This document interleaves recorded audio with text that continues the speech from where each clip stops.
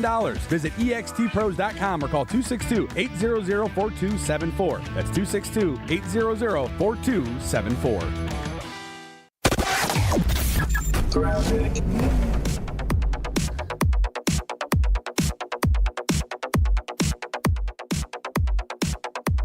Starting off with a lot of action. We got northbound 94 right about at Highway K in Racine County with the two left lanes blocked. It is a vehicle fire. It is fully engulfed in flames. Crews just got there right now.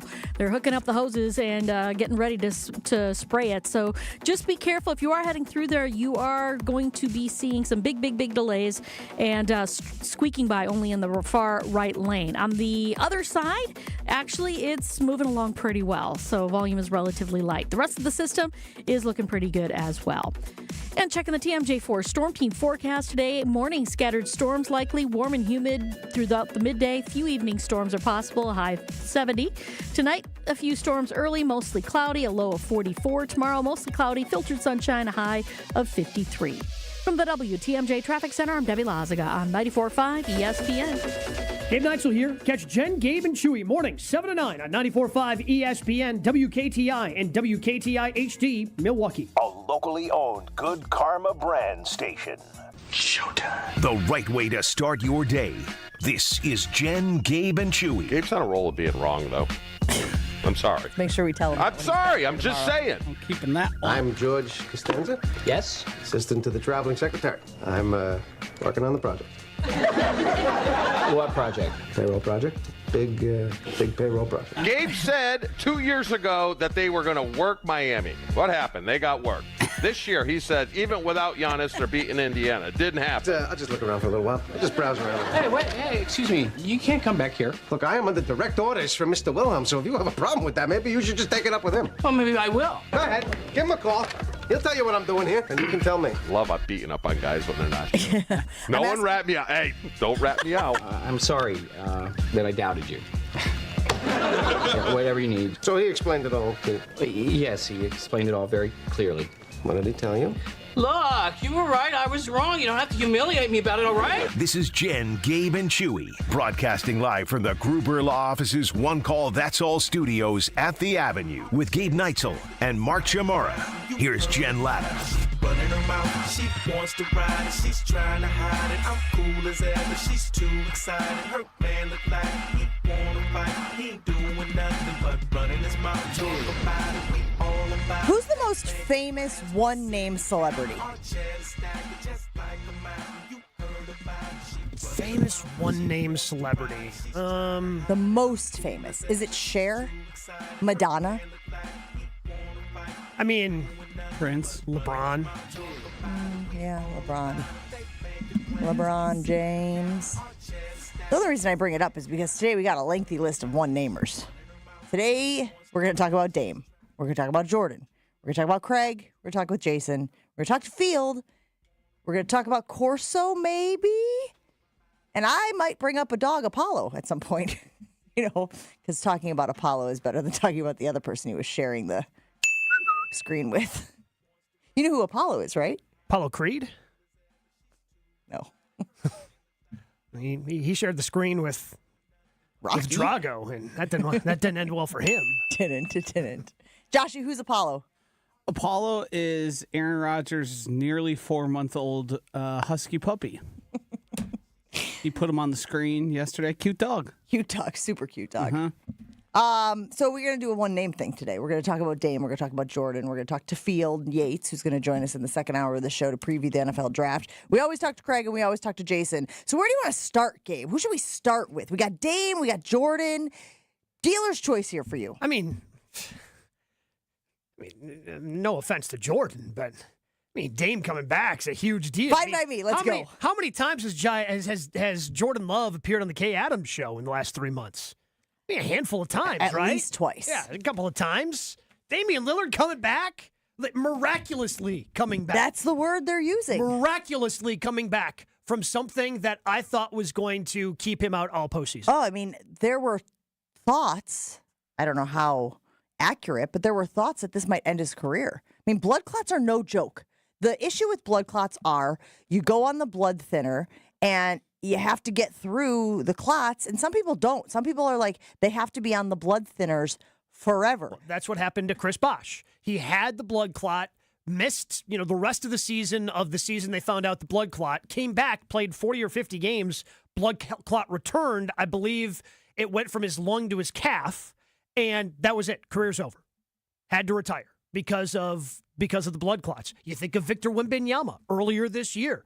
Got the blood clot, nope, boom, shut down. But they didn't even hesitate, shut down for the rest of the season. We're not even discussing this. So Dame has been taken off of the blood thinning medication, which then is a step towards getting back on the court. And it sounds like, guys, he will be available for this playoff run and will be available for the playoff series. Now, he will not be available for game 1 of the playoff series. But man, when I saw this yesterday, I believe I responded with the word wow with at least 8 O's.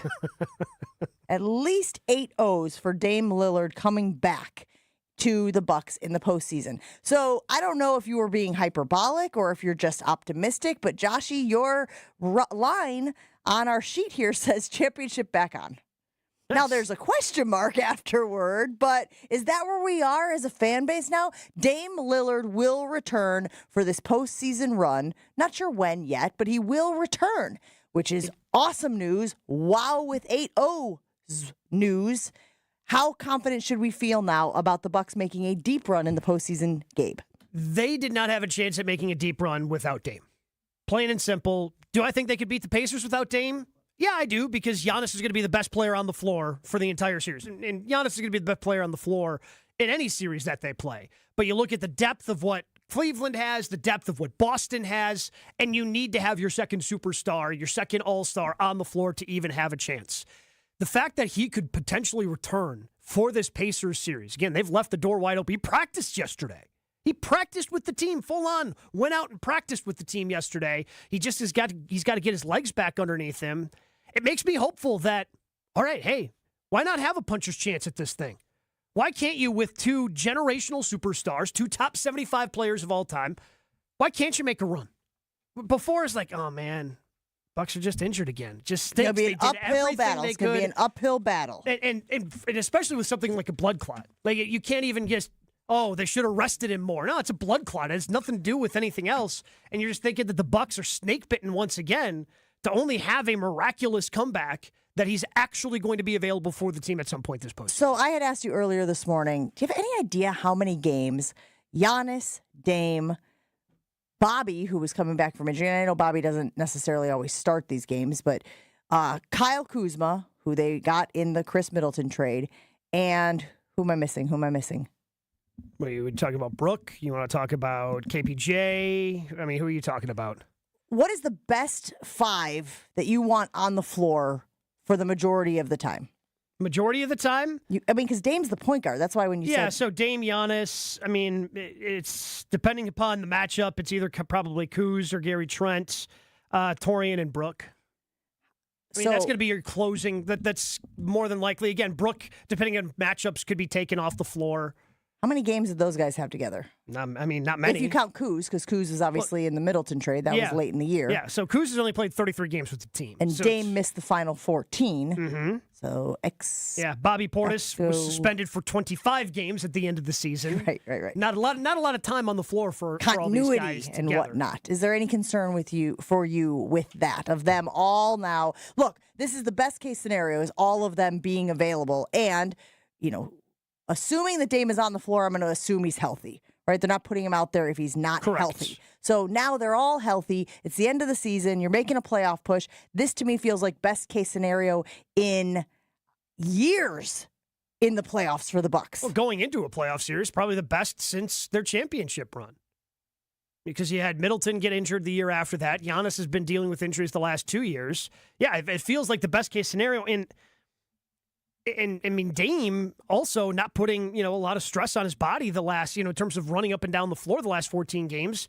Whenever he comes back, it should be fresh legs, you would think. And the fact that he was only missing the last 3 weeks or so, I don't think it's going to take him that long to get back into game shape. And he's been able to do some things individually in terms of running on the treadmill, getting some shots up, doing things of that nature. So I think I don't think it's unrealistic to kind of maybe, in my mind, circle game 3.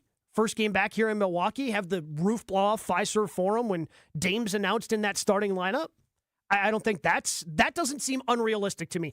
It's still certainly possible that that's not actually the game, but that's kind of what I put in my mind after hearing everything Doc had to say, after reading the initial report and the press release from the Bucks and the quotes from John Horst. That's what kind of went through my mind. I got goosebumps when you said that. When you said they're announcing Dame Lillard's name at Fiserv Forum in a playoff series after he was out for this extended period of time, dealing with the injury, I got goosebumps because that would be an epic moment. Yeah, Eric Jensen saying, wearing the letter O. Damian, what time is it? The crowd just erupting with Dame time. Damian Lillard. Bucks appear to be the healthiest they have been in years entering the playoffs. That is obviously a case for optimism. And Giannis has been talking. We had him on Thanasis's podcast, talking about making a playoff run, what it would mean to him to win another title. Josh, did we have that sound from Giannis talking about that earlier this week? Take a listen. I love the championship we won. I love the run. I love the people that we were together, the people that we won it with. I love how it played out, being down 2-0, me getting hurt, Chris going crazy, Drew doing his thing, Bobby not playing against Brooklyn, then coming against Atlanta, the Hawks, and killing them. I love all that, but that's in the past. And the way you won then, that's not the way you're going to win in the future, right? So that's in the past. Now we just gotta create some new memories. So yeah, I'm trying to win a second ring, man. I really believe it. And I'll say this here. This is one of my goals. Like, everybody plays to win, but like me not having a second championship, like, I look back at my career and everybody can say, oh, he had an incredible career, active Hall of Famer, first ballot, whatever. But like me, my personal goal, like, if I'm not able to help my team win a second ring, like, I'm letting down myself. Like, I really want to win the second one. Hopefully I do it. Hopefully I'm healthy. That clip is from the audio exclusive with Giannis Antetokounmpo on the Thanalysis Show podcast. It is available in the ESPN Wisconsin app if you want to hear the entire conversation between Giannis and Thanasis in advance of the NBA postseason. So now, I know you mentioned now it's more realistic for them to make a deep run. I felt pretty confident, just like you, that they match up well with a healthy Giannis, because who's going to defend Giannis? Like, you look at their roster up and down and you go, good luck. We were talking about it on Weekly Wager the other night. Giannis is like 60% when one of the guys is on him for the Pacers, and he's like 54% from the floor when the other guy who had defended it primarily, I don't even know who it was. 54 is bad for Giannis. He shot 60% from the floor the entire season. And I think, to be honest with you, that secondary player, again, I don't remember who the names were. I could probably pull it up, but it was like he only defended him like 13% of the time, like something crazy like that. So small sample size. It feels like Giannis should own whatever matchup he is faced against within this Pacers series. But beyond that, what way do they need to win? Because he said, we're not going to win the way that we won in those previous series in previous years. What is the game plan? What is the blueprint for this team to have a sustained success in the playoffs, Gabe? They have to take care of the basketball, and that's why Dame coming back is such a big thing. When you look at what they did down the stretch, you mentioned the 14 games. Like, they had a game in there where they set, in the last 25 years, had the best field goal shooting game of any team in the last 25 years, 27 years. It goes back to 1998. And yet they had to sweat that out because they had like 20 turnovers. This team gets sloppy with the basketball at times, and some of that is Dame was out. They don't really have a true backup point guard. They're trying to teach Ryan Rollins to play the position on the fly, and there were some great moments for Ryan Rollins. But having one of the best point guards in the NBA today and in NBA history, coming back to your team who can be that facilitator and take care of the basketball, that's going to be huge for this team. They've been playing good defense. They have the best three-point shooting team in the NBA, led the league in three-point shooting. Like, this. When you think of Giannis, what do you want to surround him with? Shooters. And that's what they did. That's what this team is made to do. They can play better defense. They've got different pieces they can match up with, especially with Jericho Sims being healthy. I think that this is a team that should be able to match up comfortably with just about anyone. And if Dame and Giannis can get their two-man game and pick up where they left off pre-Dame injury, there's not a team in the East that's going to want to face this team. Nobody's going to want to deal with Dame and Giannis, with Giannis working downhill out of a pick and roll with one of the best three-point shooters in the NBA. I am very optimistic. I am more optimistic, and we talked about this on the Weekly Wager on Wednesday. I am optimistic that the Bucks could beat the Pacers, but then it was, what's looming next? What team would they have to face next? How do they match up against that team? I am so much more optimistic now that Dame will be back on the floor, and I recognize that there will be a little bit of a learning curve. I recognize that he's got to ramp himself back up to get to playoff shape.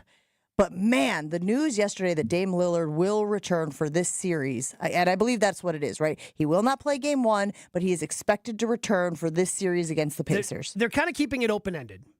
But I think everybody who's putting the pieces together is looking at, wow, okay, so he's off the medication. He practiced in full on Thursday. Okay, he's not playing game one, but they've left game two open. Again, wouldn't be shocked if they still give him game two and then let him comfortably start game three here at home. That's what I think in my mind. But the fact that he was practicing yesterday makes me believe he's going to play in this series. According to NBA's tracking data, nobody spent more time defending Giannis on the Pacers than Pascal Siakam. And Giannis was 67% shooting against Siakam. And I mentioned the second one, which was Turner. And Giannis was 56% shooting, but only 39 possessions, where Turner was the primary defender on Giannis. Again, that 67% against Siakam is a pretty good little number. I'll take that. I'll take that for a 7-game series. We will take a break here on Jen, Gabe, and Chewy. We have Jason Wilde coming up, followed by Craig Karmazin. Field Yates is going to join us in the second hour of the show to talk NFL draft. I was on a conference call with him yesterday. That guy is just full of knowledge. So we are going to steal some of it this morning on Jen, Gabe, and Chewy. Stick around. Mentality is a great place, and I enjoy going to Mentality. They have certainly helped me. They can help any man feel and perform at their very best with their low testosterone treatments. But Mentality also has a motto: leave no man behind. A friend of Mentality suffered an unthinkable nightmare in January when his teenage daughter was paralyzed after a horrible accident. And Mentality wants to help this family, and they're asking you to pitch in as well. Please consider stopping by Mentality for a fundraising event today. The fundraising event is happening today out in Wauwatosa from 10 until 2. 2323 North Mayfair Road is their office. Easy to find, right on the corner of North and Mayfair. You can stop by for 10 minutes, 30 minutes, an hour. There's going to be silent auctions, 50-50 raffle, food trucks, free men's health screenings as well, and 100% of the money raised is going to go to purchase an Action Track chair for this family. So help out if you can, and it's all taking place at Mentality's office in Tosa, 2323 North Mayfair Road, 10 a.m. until 2 p.m. Hope to see you out there.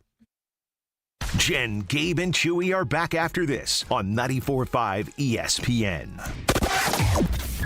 Northbound 94, we've got a vehicle fire. Now, the fire itself has been put out, but unfortunately, it's a big old mess. Northbound 94, right about at Highway K in Racine County.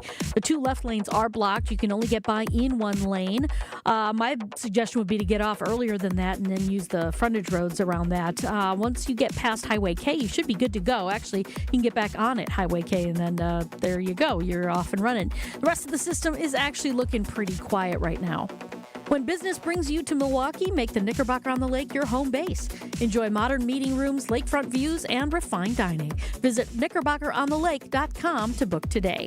And checking the TMJ4 Storm Team forecast this morning actually. Scattered storms likely, warm and humid throughout the midday. Few evening storms are possible, a high of 70. Tonight, few storms early, then mostly cloudy, a low of 44. From the WTMJ Traffic Center, I'm Debbie Lazaga on 94.5 ESPN. Picks are made every year with the NFL Draft as each team dreams fearlessly. Let's rewind for an American Family Insurance Green Bay Dream Pick. An annual storyline with the green and gold is whether or not a new wide receiver will be drafted in the first round. It's something that hasn't happened since 2002. Green Bay Packers exercised the 20th pick in this draft to select Javon Walker, wide receiver from Florida State. Javon Walker, the big athletic wideout from Florida State, was taken 20th overall by Green Bay. After promising rookie and sophomore seasons, Walker spent his third season in 2004 breaking out and earning a Pro Bowl nod. Favre throws, passes, caught for a touchdown, Walker. And the Green Bay Packers are out in This Green Bay Dream Pick is presented by American Family Insurance. American Family Insurance is always a great pick because their agents are there to protect your dreams. Get a quote and find an agent at amfam.com.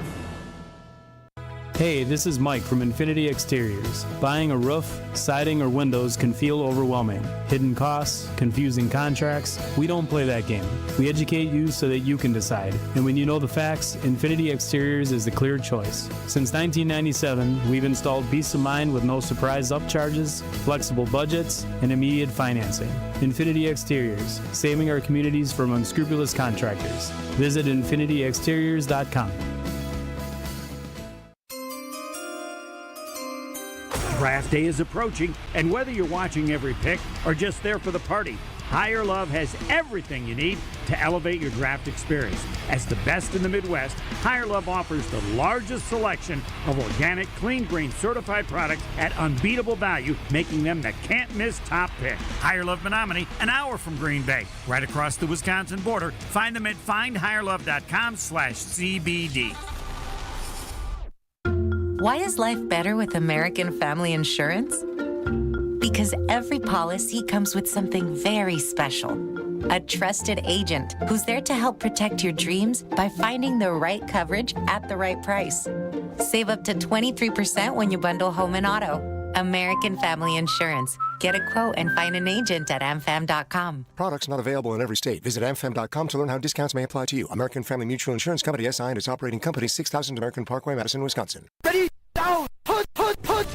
All Packers, all the time. He was a field-tilting player, and the reason why Gabe and many others are so concerned is that this guy's on the field, he changes the offensive dynamic. They are a different offense when he is there. Okay, most of the time. You know, Homer calls Matt LaFleur soft all the time. Matt LaFleur is like Vince Lombardi compared to me. It's Jason Wilde on Jen, Gabe, and Chewy.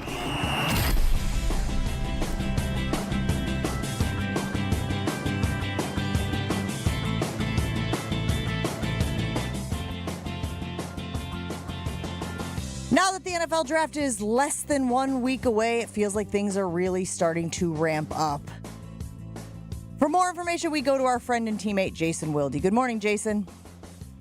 Guten Morgen, meine Freunde. Wie geht es dir heute? Is that German? What do we got going on there? That is German. That is German, yeah. That is German. And what has inspired you to tap into your German roots this morning, Jason? I talked to Oma the other day.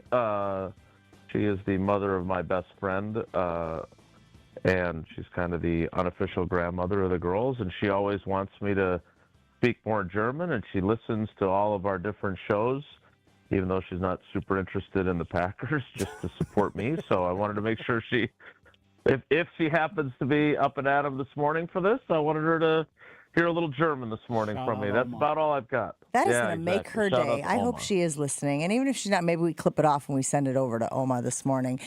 George... That would be sehr gut, yeah. Okay, sorry. I'm trying to think if I learned anything when I was in Berlin last year for those 2 weeks, and I think the extent of it was Willkommen, which is welcome. Yeah, nice. Hey, way to contribute. I love it. That's all I got.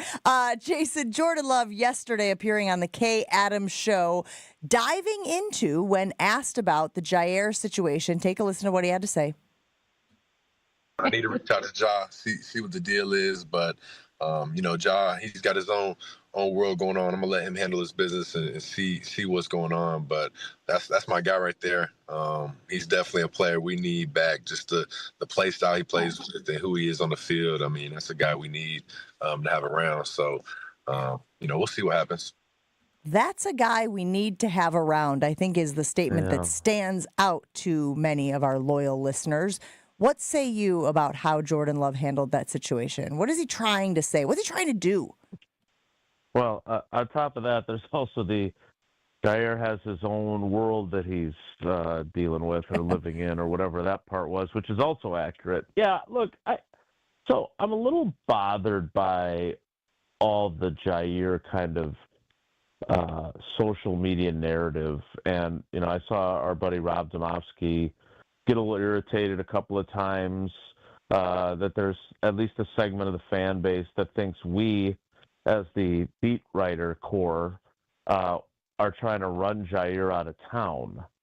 And, I mean, nothing could be further from the truth. I mean, I've told you guys this before. Like, Jaire and I were talking one day in the locker room, and I was wearing one of the sweatshirts that I'd made for Sydney's basketball team, and he asked me about it, and we got to talking. The next thing I said, hey, I make a T-shirt for them every year. We always put an inspirational quote on the back. If you've got one for me, give it to me. And he did, and I made the T-shirt with his quote, and then he wanted a T-shirt, and I brought it to him. Like, he and I and Rob and him and Schneidman, and like, we all have really good relationships with him. Like, it's not adversarial at all, but because the reporting from multiple people, me early on, and more details from Rob and Tom Silverstein later, have been essentially consistent, which is Goody doesn't want him back. And I feel like that should be very believable for people. Now, the reason I bring this all up is because it's great that Jordan Love said this, right? I mean, first of all, it's the opposite end of the player giving the general manager advice spectrum than Josh Jacobs, who said we need a number one wide receiver, right? It's keeping a guy that's already on the team as opposed to essentially saying the guys we have aren't quite good enough yet. We need someone from the outside. So I get all of that, but the bottom line is, and I'm not going to swear on the radio and put Joshy on the dump spot, but Chewy did it yesterday. I mean, it's okay. I know. I hear it's very popular. We got to get Charles Woodson back on to really test Jesse and Josh during our show. But Goody doesn't give a damn. That's the bottom line, and that one I can get past the censors, because we saw it with Josh Jacobs, and I think we'll see it here too. It's great that Jordan says that Ja's his guy, and that's the kind of guy we need on this team. He's right, but it's not because of the kind of player that Jaire is that Goody doesn't want him back and doesn't plan on having him back. It's because of the injuries and the other stuff and the other world that he lives in and all the other stuff. I don't see Goody wanting to see this movie again. And I think that's pretty clear, but maybe the quarterback moves the needle another decimal point or two, and suddenly now maybe Goody rethinks it when he's not getting any trade offers. But I just don't see that being the case. I'm assuming that they are, based on Matt LaFleur's reaction to a lot of the Jaire questions throughout the course of the season and his body language when he got those questions. But are LaFleur and Gutekunst in lockstep when it comes to Jaire? That's a really good question. Because I know I've told you guys multiple times that much earlier in the offseason, God, this was a month and a half ago, when I was talking to somebody who works in the building who said the guy could still play. And I know I've told the story a bunch, but not everyone listens every day. I think it's important. And I said, when he plays, and the person said, yep, that's fair. So the reality of Jaire is that no one in that building, I think even Brian Gutekunst, would say this guy's washed. So that's another layer to this, and this speaks to what kind of Jordan Love is talking about there. Like, they all know he's still got plenty left in the tank. And it's not like this is a player that you're talking about who's 33 and lost 2 steps.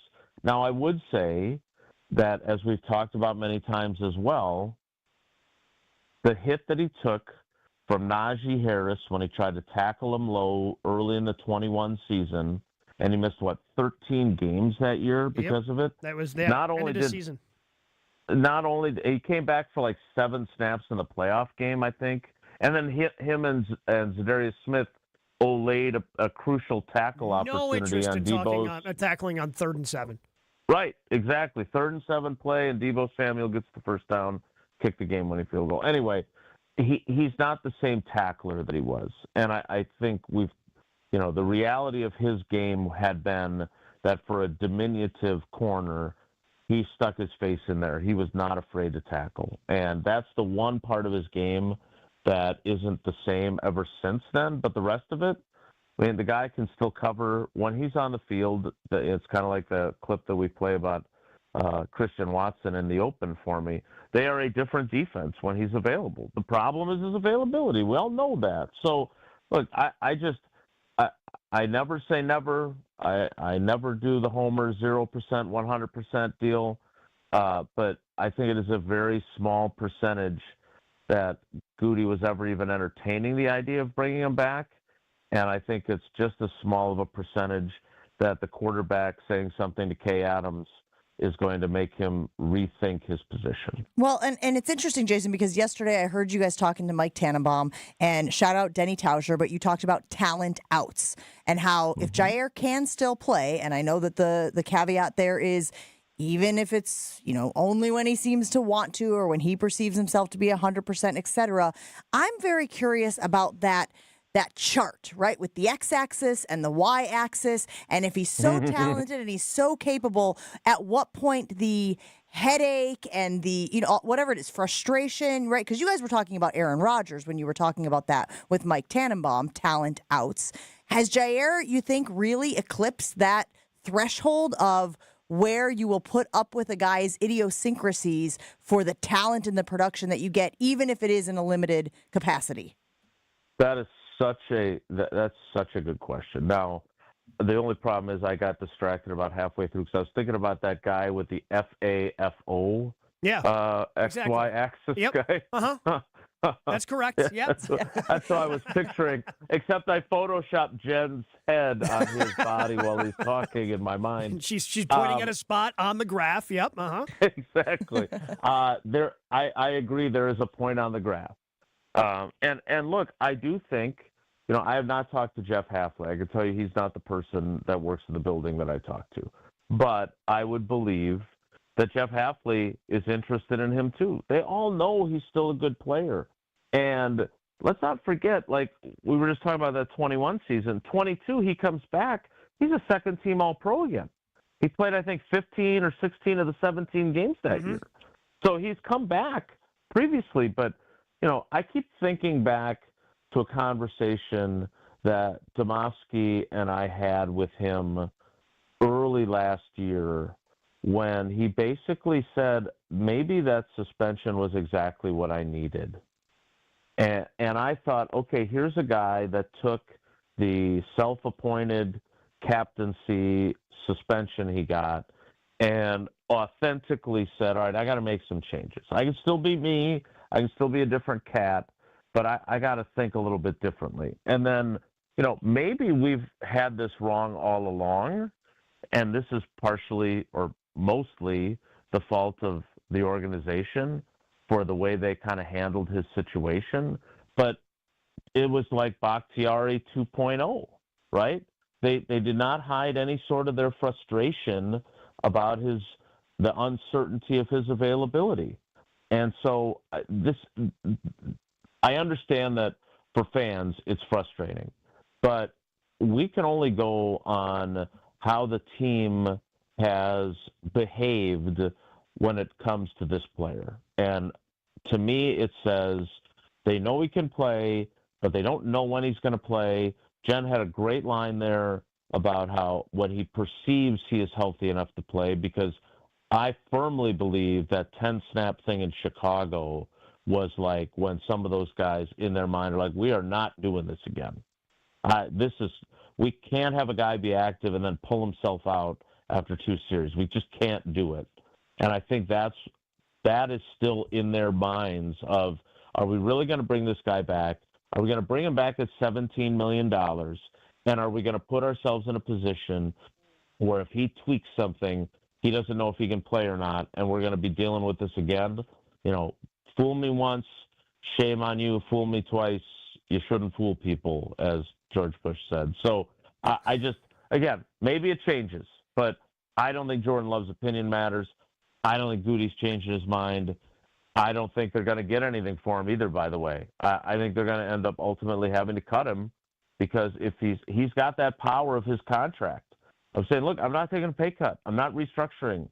And that, I think, unless there's a team desperate enough and willing to say, hey, we'll roll the dice on $17 million and hope we get the guy that's been a two-time second-team All-Pro. Unless that happens, I think they'll probably end up not getting anything for him. Jason, what happens first? The Packers make a decision on Jaire, or Aaron Rodgers makes a decision about his future? Yeah, look, I don't usually watch his interviews anymore on there. I shout out to him for using the corded wired headphones. Good to see. Welcome to the old man crew. You know, I'm right there with you, man. I'm right there with you. I'm wired all the way. Oh, we're changing the game, and the game is now 1993. So look, I don't know. I do know this. I know that the stuff about people that he cares about going through stuff is true. I know that he is irritating to a lot of people. I do think that when he gets on that program, I don't know if he does himself any favors in terms of public perception. I think we can all agree that oftentimes he doesn't. But I did think that, except for at the end where he always has to say stuff that he doesn't need to say, I did think that he came across, for me anyway, convincingly about how he doesn't really know what he wants to do. And I do think it was interesting that he circled back to his long-standing friendship with Kevin O'Connell. I do think it's interesting that he's told all these teams, look, I'm just not there, so go ahead and move on if you want to. But to me, the most interesting thing, and the thing that I'm sure Josh really enjoyed, because he's a big Aaron Rodgers stan, was the stuff about the meeting with the Jets. And how it's been a long time since anybody's talked to him that way, right? Mm-hmm. We're moving in a different direction. And, I flew across the country on my own dime to meet with them. Well, yeah. Oh, yeah. Sometimes you got to pay for airfare. You have a lot of dimes. Yeah, exactly. You just got done saying you'll play for $10 million. You don't care about the money. 10 M's, by the way, which I was like, oh, come on. So, I hope that he plays. I do. I hope that he plays. I hope that he plays for the Steelers, and I hope that game is in Ireland, so Ben Brust's reporting proves accurate. But I hope he plays. I don't care where. I would love for him to be on the Packers schedule, but I'll just close with this. For a guy who I'll never forget him saying to me, I'm never going to be that guy, and pointing to Favre. There are so many ways that they are so alike. It's just incredible. I was going to ask, and I don't want to be short-sighted here, and I want to be respectful of whatever Aaron's got going on in his personal life, but are Brett Favre and Aaron Rodgers the only two guys who really string out the will he, won't he, the way they have in their career? Like, I was trying to remember people who have quite done it this way, and the eerie similarity of it to me really sticks out. Yeah, that's a good question. I mean, LeBron contemplates retirement every year, doesn't he? And right. But it's a lot quicker than this. Mm-hmm. I don't think so. I think they, not only do they hold a number of passing records, they also hold a lot of contemplation of retirement records. I'm sure we'll talk a little bit. I told the guys I'd rather talk about Apollo than Aaron this morning. Apollo looks like a lovely dog, by the way. Very cute. Very cute. From the denying it. Quick clip we saw of him early in the interview. Jason, we really appreciate you. We are all getting very excited about the NFL draft all of next week, but try to enjoy your weekend before the madness begins. All right, everybody. Take care. Be good. He's Jason Wilde. You can hear him on Wilde and Tausch right after Jen, Gabe, and Chewy each and every morning here on 94.5 ESPN Milwaukee. We certainly could get into that. I am interested in the Jordan Love dynamic. I got folks weighing in on the Carbless Talk and text line, and I actually really liked this one. Goody didn't listen to a top 3 quarterback ever. I'm not sure he's going to listen to a quarterback who's not even in the top 10 right now. That from Will in the 262. Is that what Jordan was trying to do? Was he trying to sway management? Was he trying to maintain a locker room environment if Jaire is still a member of the Green Bay Packers? Let's figure out what Jordan Love was trying to do when he talked to Kay Adams about Jaire yesterday when we come back. Your state, your teams, your ESPN. The brand new ESPN Wisconsin app. Download the app today for your chance at an all-inclusive private tailgating experience during day 3 of the draft up in Green Bay. And it's easy to register. Open up the ESPN Wisconsin app or download it. Check the contests tab toward the bottom and register for your chance to win. Download the all-new ESPN Wisconsin app today. Jen, Gabe, and Chewy continues next on 94.5 ESPN. We still have this vehicle fire on northbound 94 in Racine County just before Highway K. 2 left lanes are still blocked with this. Only 1 lane of traffic getting through, so big delays heading through there. You might want to avoid the freeway right at that spot. Get off maybe at Highway 20 and use the frontage roads to get past it. At this point, the southbound side looks pretty good. Everybody seems to be unfazed as they're making the way through that. Up closer into Milwaukee, we're looking pretty good across the area. A little bit of rain coming down now, and so you want to make sure you have your headlights on if you got your wipers on. And checking the TMJ4 Storm Team forecast today. Morning scattered storms likely, warm and humid throughout the day. A few evening storms possible, high of 70. Tonight, few storms early, then mostly cloudy, a low of 44. From the WTMJ Traffic Center, I'm Debbie Lazaga on 94.5 ESPN. Drum roll, please.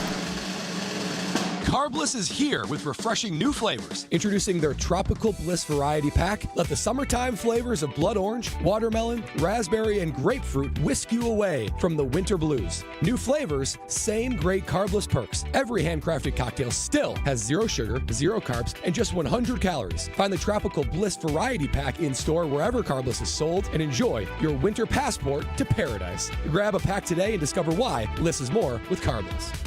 No shortcuts, no compromises, just the job done right. At Exterior Pros, we don't just meet expectations, we crush them. Every nail, every window, every shingle is a step toward your home's next chapter. From the moment we start until that final reveal, we're committed to making your home better than ever. Quality products and craftsmanship you can count on. Go to the pros for your next project. Get started today and save $2,000. Visit extpros.com or call 262-800-4274. That's 262-800-4274. A SoFi personal loan is here to help you achieve something once thought impossible: overcoming high-interest credit card debt. Walk the tightrope of your finances with one low, fixed-rate monthly payment, no fees required, and as soon as the same-day funding. That's right, pull off your own debt-defying stunt with a SoFi personal loan. Visit SoFi.com/trick to learn more. Loans originated by SoFi Bank, N.A., member FDIC. Terms and conditions apply. NMLS 696891. Military veterans and active duty service members, you could become a certified cyber warrior with just 12 weeks of training at My Computer Career. Cybersecurity specialists are in high demand, and IT pros with these skills often enjoy abundant opportunity and a great lifestyle. Protect our people, liberty, and treasured institutions from cyber threats. SkillBridge and other VA benefits are available to those who qualify. Learn more at mycomputercareer.edu/CWP. That's mycomputercareer.edu/CWP. With 18 unforgettable holes on 250 acres of natural private land, the Bog provides the ultimate golf experience. To book your next tee time, call 262-284-7075 or visit golfthebog.com. Enjoy golf. Enjoy the Bog. Dr. Aaron Holtebeck and his team at Holtebeck Eye Center make vision care a top priority. They are your premium provider for eye care and corrective eye surgeries. Dr. Holtebeck has been helping local patients with their eye care needs for over 20 years. Dr. Nausheen Abbas joined the Holtebeck Eye Center team last September, and her practice philosophy is to provide patient-centered medicine by giving all options. Located in Brookfield near the corner of Calhoun and Capitol. Learn more about their services at holtebeck.com. Turn your driveway into the basketball court of your dreams with Precision Sports, Southeastern Wisconsin's dealer for Mega Slam, Ironclad, and Dominator hoop systems. From installation to customizable painted court lines, Precision Sports is a slam dunk. PrecisionSportsOnline.com. This is Jen, Gabe, and Chewy. He sounds like the Beatles. What? Anyone? This is a new one on me. Listen Even to I his don't interview, know. the way he talks. He sounds like Paul McCartney. Ringo farted and it was horrible. Absolutely horrible. On 94.5 ESPN.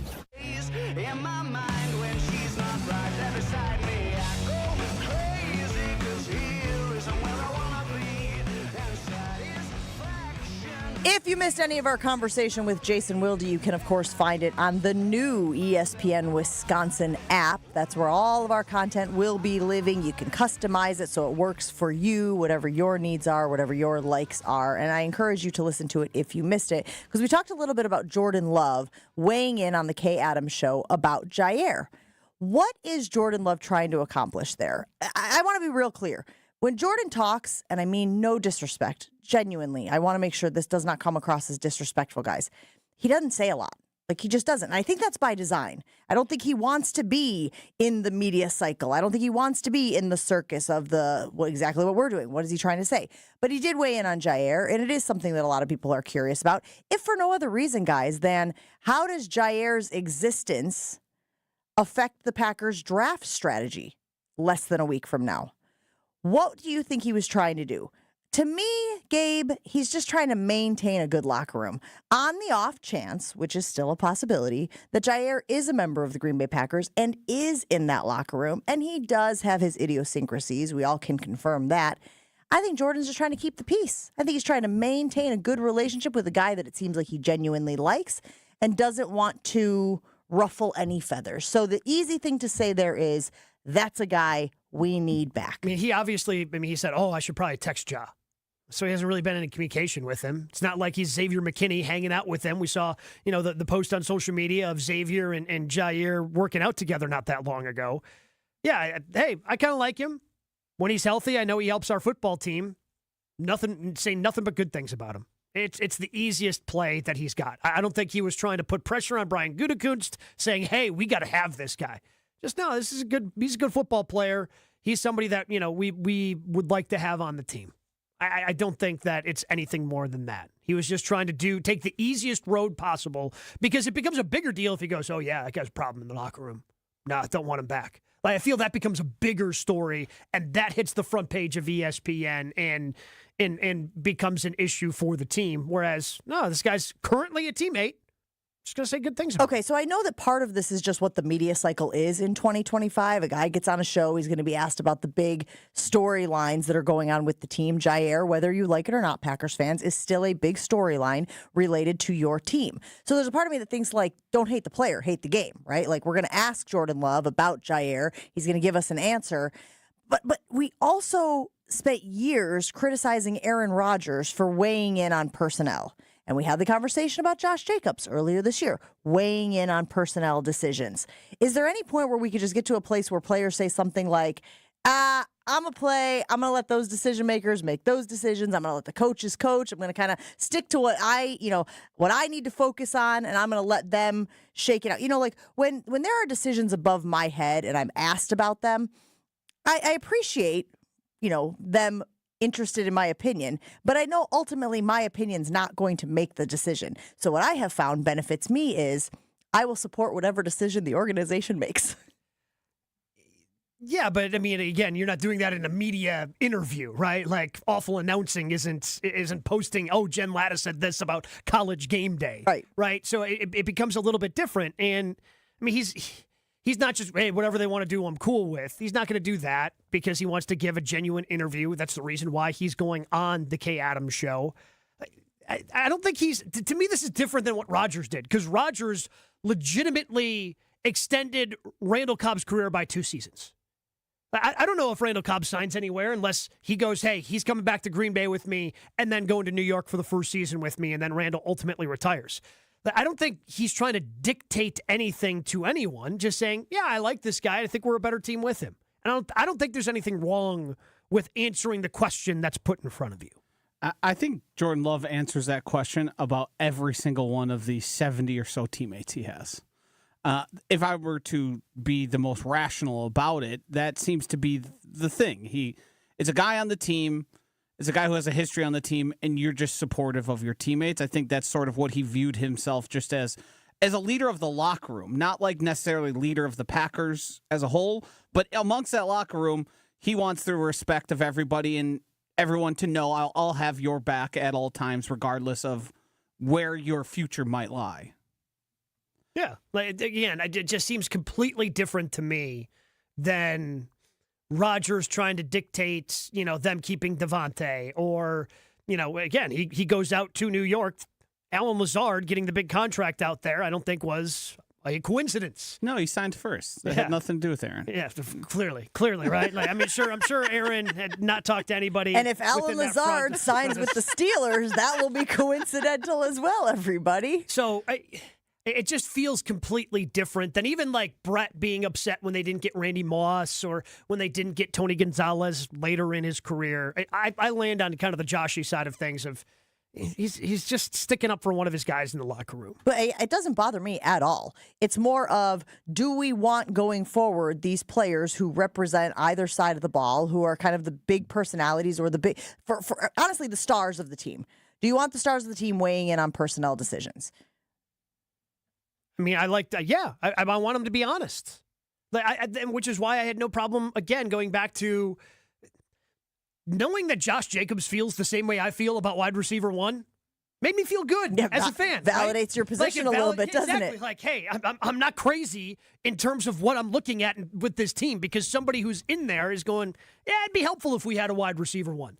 So I don't think, it didn't seem like LaFleur had any issue with it when he talked about it, or Gutekunst when he talked about it. They didn't seem to have any issue with the way Josh Jacobs handled things. Clearly, they're not going to have an issue with the way I think Jordan Love handled the question that was proposed to him yesterday by Kay Adams about Jaire. These things just feel different because I don't think they're dictating anything. Well, because they're here's just the thing, like, even if Brian Gutekunst were to say, hey, Jordan, let's have a little conversation. You and I don't see the Jaire thing, and this is hypothetical. You and I don't see the Jaire thing the same way. I don't think he's a guy we need in the clubhouse for this reason. Clubhouse, baseball, locker room, football. But if he said that to him, could he then say, like, I understand why you did what you did, but I just want to be clear, this is our thought process. This is why we are where we are, because X, Y, and Z have led us to this place. You know what I'm saying? Like, yeah. The last thing I want is for Brian Gutekunst to think that Jordan Love is somehow undermining him by going on the Kay Adams show and saying that's a guy we want in the locker room, when all signs point to Brian Gutekunst believing that's not a guy we want in the locker room. But I don't think I think for Goody, it's just an availability thing. Because I don't think, I mean, you'd like to make decisions at times based on somebody and how you think they fit. But also, Brian Gutekunst ain't spending a lot of time in that locker room. That's not what a GM does. He's not going down there and hanging out and knowing how guy is actually a fit there. He's got to rely on, some of the assistant coaches, or if he's got a good relationship with the player. Like, GMs aren't spending a lot of time in the locker room because they're trying to, again, remove themselves from any sort of emotional decision that they have to. So it's not like he's, oh yeah, this guy, he's terrible in the locker room.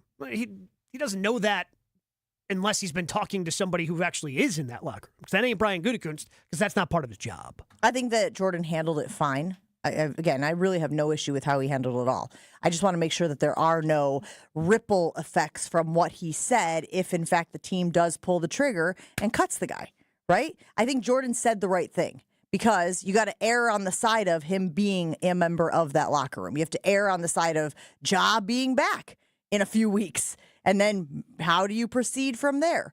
I just think it's interesting that what Jason said to us is all indications are that Brian Gutekunst is done, right? And even he's saying all the right things publicly about how the relationship, may go. But it is interesting, the crossroads that this Jaire situation has sort of put the Green Bay Packers in. And again, as I mentioned earlier, how does this affect their draft strategy? I think they know that they are moving on, that this is not, he's not going to be a member of the team. They're hopeful that somebody will trade them for him. But that's a pipe dream. Like, so if Gutekunst is, and again, I don't think he will be, but if there's part of him that's bothered by Jordan Love having to answer this question, look at yourself in the mirror, pal. Like, you should have resolved this a long time ago. Nobody's stepping up. We're less than a week away from the draft. Nobody's going, yeah, I'm going to give you a 4th-round pick for Jaire. That would have happened already. Like, teams are already forming their draft strategy. If they wanted Jaire Alexander, this deal would have been done by now. You're going to have to release him if you don't want him on your football team. That's the only route you have left. So part of it, again, I don't think he is, but if Goody's upset even a little bit about, man, I can't believe Jordan had to answer that question, part of that's on you, man, because you should have resolved this a while ago. Let's put this on the Jen, Gabe, and Chewy Twitter poll this morning. Do you want players weighing in on personnel decisions? Full stop. That's it. That's the question. And it doesn't have to be black and white, yes or no. It could be depends on the player, depends on the whatever. We'll figure that out. But do you want players weighing in on personnel? Again, to be clear, I have no issue with what Jordan Love said on the Kay Adams show about Jaire Alexander. I am interested if there will be ripple effects from it, since it seems like Brian Gutekunst feels very strongly, very differently than the message that Jordan put out there on the show. We got to take a break. Be right back after this. We still have a very packed second hour of the show. Craig Karmazin coming up. We'll have him weigh in on the Brewers and, of course, on Dame Lillard being hopefully cleared to play this playoff series. And we're going to talk to Field Yates in the second hour of the show about the NFL draft. Stick around. Jen, Gabe, and Chewy rolls on. Your state, your teams, your ESPN. The ESPN Wisconsin app. Find the ESPN Wisconsin app in the Apple or Android app stores today. More Jen, Gabe, and Chewy coming up on 94.5 ESPN. Are you dreaming about summer in your backyard yet? Landworks handles projects of all sizes. From a cozy pocket patio lush with greenery to a grand outdoor hosting space and everything in between. Locally owned and operated, Landworks prides themselves on exceptional customer service and a personal approach to all of your landscaping needs. The Landworks team of experts will work closely with you, making your property shine all year. Experience the Landworks difference. Visit landworkswisconsin.com. That's landworkswisconsin.com.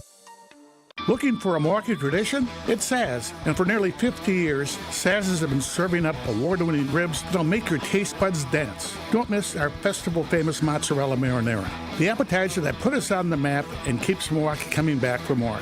Whether you're heading to a game or just catching up with family and friends, make Saz's your place to go. 55th and State. Saz's, where memories are made and stories are shared, one delicious bite at a time. Saz's Steakhouse, the finest. A Milwaukee tradition since 1976. Quality isn't just a promise, it's a process. At Higher Love, they craft with integrity, delivering farm-to-table products you can trust. As the only clean green certified organic cultivator in the Upper Peninsula, Higher Love takes pride in growing pure premium products, meaning better quality at better value and a difference you can feel. You can find Higher Love just across the border in Menominee and Ironwood or at any of their 9 locations throughout the UP. Get more information at findhigherlove.com/CBD. When you don't compromise on the court, you shouldn't compromise off of it either. Lose the calories, not the taste. Michelob Ultra, superior light beer. Enjoy responsibly. Anheuser-Busch Michelob Ultra Light Beer, St. Louis, Missouri. Copyright 2024.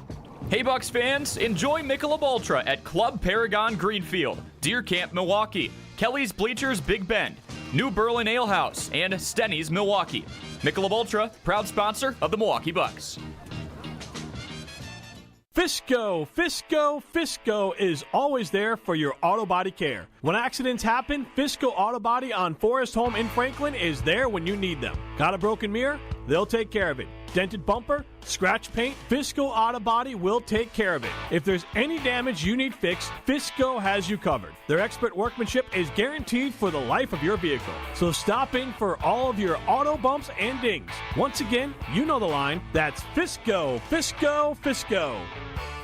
Picks are made every year with the NFL Draft as each team dreams fearlessly. Let's rewind for an American Family Insurance Green Bay Dream Pick. With head coach Matt LaFleur's first season in the books, Green Bay's championship window was wide open. However, on draft night 2020, they found themselves in a situation similar to 2005 and decided to go bold. With the 26th pick in the 2020 NFL Draft, the Green Bay Packers select Jordan Love, quarterback, Utah State. Just like Rodgers after Brett Favre, Love would take over as the starting quarterback in his 4th NFL season, earning himself a huge deal as the face of the franchise following a breakout playoff performance. Love zips it in there, and it's caught for the touchdown, Romeo Doubs.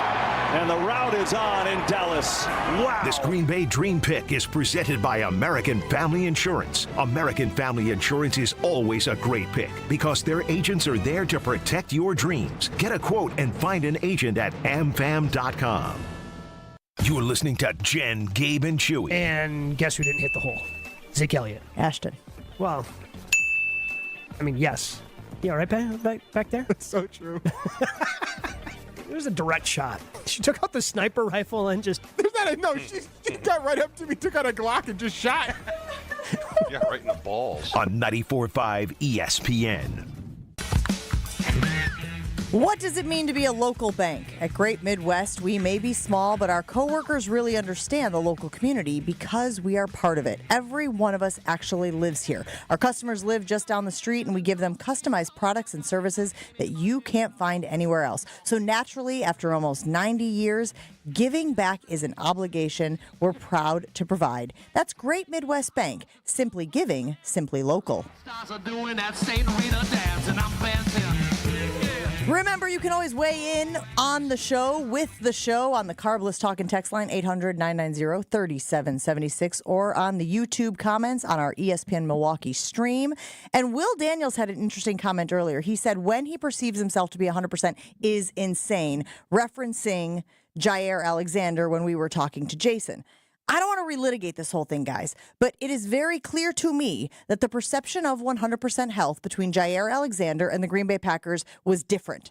The Packers perceived Jaire to be healthy enough to play. We got that from Matt LaFleur throughout the season. Correct or incorrect, Gabe? Yeah, correct. Mm-hmm. Jaire didn't play. So the only conclusion that we were able to come to, and that the team, I would argue, came to, was that their perceptions of health were different. They were not aligned. Jason referenced it, the 10 snaps or whatever it was he played against Chicago seemed to be a breaking point of, okay, we're all on the same page. Wait, what do you mean you're not healthy enough to play now after playing 10 snaps? And I think that's where a lot of the miscommunication and disconnect came from. We will talk to Craig Karmazin coming up next on Jen, Gabe, and Chewy. And don't forget Field Yates coming up in the second hour of the show as well. Stick around. More Jen, Gabe, and Chewy coming up on 94.5 ESPN. Well, we're looking a little bit better through Racine County. We had that earlier vehicle fire on northbound 94 at Highway K. It looks like that has been cleared out of the way. Now, we've got other issues to deal with. Wet roads are making things really slick. We've got a crash on southbound 41, right where 41 and 45 merge. It's off on the right shoulder there. Then we've also got another crash, Highway 100 northbound at Hampton Avenue. That's got the left lane blocked of northbound Highway 100. Something to keep in mind. Couple broken down vehicles, one in the ditch. So very slick conditions out there. We're starting to see some slowing around the area as well. Just as a reminder, if you got your wipers on, make sure you have your headlights on. Traffic is brought to you by the Neal Group. They know how to minimize your taxes to keep more money in your pocket. Visit nealgroup.net to learn more. That's nealgroup.net.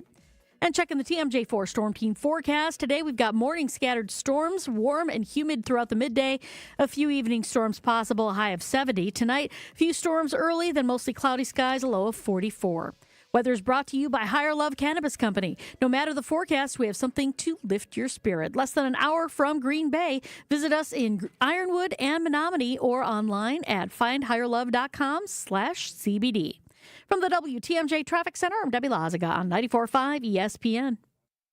There's a winning magic powering up at Potawatomi Casino Hotel Milwaukee. This April, prepare for an exciting quest to $300,000 in the Enchanted Spin Slot Tournament. Just conjure your rewards card and play slots to earn drawing entries.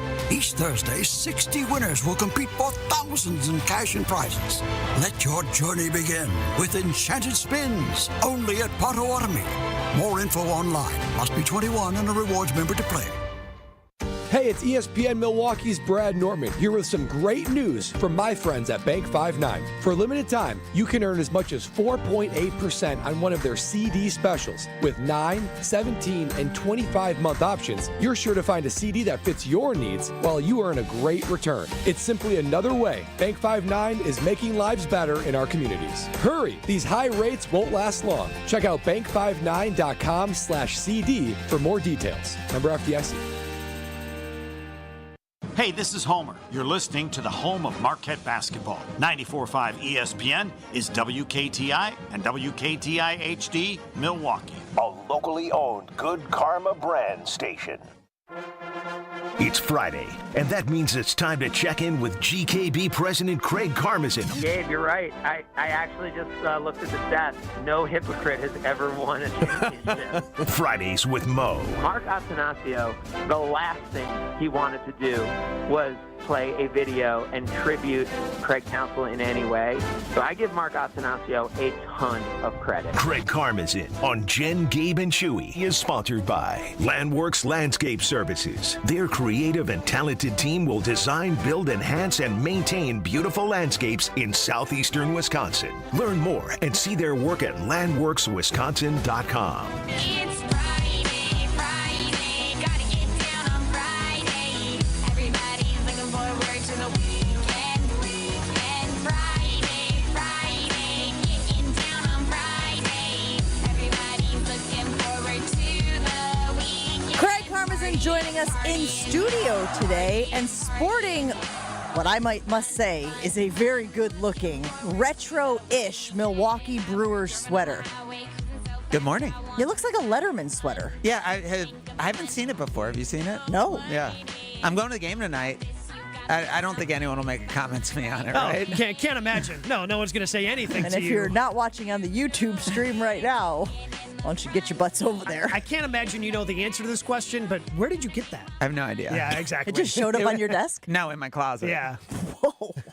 Yeah, I need a closet genie like that. Yeah, that's how my deal kind of works. And then it was actually on my hanger, like to wear today. And so I called the person who put it on the hanger and was like, is this appropriate to wear to work, or is this because I'm going to the game tonight? She's like, stop being such a weirdo. You could wear it to work. Great. I was like, oh, It's a cardigan. Yeah, of course. it's a course. good sweater. It's a nice sweater. Again, it looks like the old Letterman sweater, like back in the day when you would get a letter for your varsity sports and it would go on the sweater. I'm just saying every single person I've walked past has said something about it. So it's not like, oh, like maybe one or like last week I went to a dance competition for my daughter. I was going to say you didn't Yes. participate, but and yes. I was wearing a Euchre hoodie, and I'd said to Harper, I was like, a lot of people, I feel like everyone loves Euchre. I was like, the over-under's on like 3.5 of how many people mention it. And like 6 different people over the course of the day were like, oh my God, where do you get that, blah, blah, blah. I feel like the over-under on this of mentions is going to be more than 3.5. So this is a philosophical. So this is a philosophical question for you and conversation. Do you like that? Some people do. Some people like fashion so much that they put together outfits so that people will say, "Oh my goodness, like I love your outfit." I don't care. Like, so if someone will, and in this case, it's Kelly, who people know, one of my good friends, ex. If she's gonna like put the work in to hang up any sort of clothes for me to wear that day, I will wear them. And if it was every day the exact same clothes that looked exactly the same that no one would ever notice, I would wear that. And if it's something that people are going to notice, I'll wear that. Well, it is a good looking sweater. And I do think that there will be people out there who see it on the YouTube stream and go, ooh, I want to own that. Let me ask you about the Milwaukee Brewers, because we move my coffee first. Okay. Because the Athletic polled 40 executives on the best front offices in all of baseball. If you had to guess where the Milwaukee Brewers ranked, where would you say? This is other baseball executives ranking the Brewers based on what they have done recently. Where would you guess that the Brewers ranked according to this poll? I'm going to say the Brewers ranked 6th. Up. Better? Better. Okay, so my initial instinct was 4th. And then I went down to 6th thinking David Stearns is gone. So some people will say he was part of the front office. So they want to see more draft and develop from this group because David Stearns was at the helm for so long. The Brewers ranked 3rd with one first place vote, and they cite all the things that we have talked about that make the Brewers front office great. I actually think this is a huge win for the Milwaukee Brewers. We talk all the time about the haves versus the have-nots and how they have to do things differently. To be recognized by the rest of the league as one of the top 3 front offices in all of Major League Baseball is a huge win. Well, do you know who is being talked about as the next Major League Baseball commissioner right now? No, who? Mark Attanasio. Mark Attanasio. Really? He was floated in a recent story as the one name that people believe might be able to unite baseball because he has the experience, similar to what Bud Selig did, right, of being in this type of market and competing with the larger markets, but they feel like he also has the relationships and understanding of the larger markets that they actually think, you know, Mark Attanasio could be the next commissioner of Major League Baseball, which, I mean, if Aaron Rodgers goes to the Vikings and somehow relives the Brett Favre thing, and then Mark Attanasio becomes the commissioner, I'm gonna say maybe we've just all been alive too long, and the world just we stayed on the ride one time too many, and we were supposed to get out. Time is a flat circle sort of thing. Like the revolving door, like when you spin one too many times and you're back outside. I think there's something weird going on if that happens. He interviewed for the job back when Manfred took the job. Like he talked about that too, and said that. I didn't want to interview for it then because everybody knew Rob was going to interview for it, but clearly he was identified back then as somebody that could potentially be that guy. Yeah, and you look at the unique aspects of running a franchise like this and being competitive. I don't know what he would say like in that role. If he'd be like, if he'd be like, see, you can compete in this system, or hey, we could have competed and it could have been so much better if the system was a little different. Either way, I mean, this team is one game out of first yet again, right? And if they had actually put their closer in when they were winning 4-0 against Arizona last Saturday, they would be in first place right now. With 10 pitchers have been hurt this year, right? It's insanity. Yeah, right. I believe when Tobias Myers makes a start, which I believe is going to be coming up this weekend, he'll be the 10th different Brewer to start a game already. The 10th start? I was thinking about guys hurt. No, 10 different starters already. They've got 9. I actually Tobias will remember, be the 10th. like, back in the day, you would say, like, oh, it was a rough year. You had to use 8 or 9 starting pitchers over Throughout the course the of season. an entire season. It's a month April. in. We're a month in. It's April, right? Yeah. We're not even a month in. And you were saying that was the only series that they've lost so far, right? well, The the Yankees. Yankee Everybody knows the series, Yankees. yeah, so I have they've Men lost in 2 Black series. that Yeah. series from my brain, just so you guys know. So since the Yankee series, that's the only series they have lost. All right, the other thing we want to talk to you about this morning, Craig, is I don't know how much of the Aaron Rodgers press conference you what saw about the yesterday. Bucks? The playoffs We're are going to starting. talk about the Bucks. Okay, you said the other thing. I got nervous, and I know Field Yates is coming up, so I don't want to overstay my welcome. Not till 8:30. Okay, first of all, you didn't overstay your welcome last week. Like if we're having a conversation for a half hour, I don't think that's all on you. I think we share some of that responsibility. Would you rather talk about the Bucks right now No, and it's talk your about show. Rodgers? No, it's your show. I just got Louise, nervous. Oh my I just got goodness. nervous. I mean, Josh put it in my head. I was nervous. I mean, All Bucks what and about, 6. Now That's it's more your fun. fault. Now it's your fault. What about Aaron Rodgers? What about Aaron Rodgers? I didn't know I had that power to rattle him. So it appears as though the Steelers are currently waiting on Rodgers. He wants to debunk narratives that say he's holding the league hostage or holding teams hostage, whatever. That's a narrative. That's verbiage, right? But what do we got? No, I was just playing a game. Louise. You're like a child. I'm like trying my best. You're the child. I'm trying my best You're to the get child. a topic You were in the middle here. of talking. You didn't need to get distracted You by that. pointed at I the pointed to screen Gabe behind to show how good Hey. they put the ESPN New York logo up on Get Up when Alan Hahn was on. That's what I was showing Gabe. I'm going to say to you what I say to my girls. Eyeballs, okay? Eye contact, okay? Aaron Rodgers, I just want Steelers. to give people more time to get to YouTube to check out the sweater. How many concurrent viewers do we have on the ESPN Milwaukee YouTube? Do we know right now? Is the sweater in a good spot, too? Because I feel like, again, Jen missed the big Brewers logo that's on the left side of the sweater. I want to make sure that that's looking good it's looking good on the camera. Okay. Are we good? Back to Does Jen. it look good? Back to you, Jen. It looks very good on the camera. I'm just going to woosah my way through these next few moments. Rodgers doesn't want people to think that he's holding the league hostage, he's holding a team hostage. It clearly sounds like he has some personal things going on that are taking his attention. What is your perception of the whole situation? And I want to lean into you as a guy who runs a company, a big company, and you had a linchpin person that your lineup in New York, since we touched on that, depended on. What is your level of, yes, we understand that you are dealing with some things there, but also knowing that you need to make a decision at a very critical position? It depends how important they are and how much you think they're going to positively impact your culture and your team. I mean, there's people who we have talked to for 10 or 15 years before they've joined the company at the right time, right? So it's continuing to keep the conversation going and all that.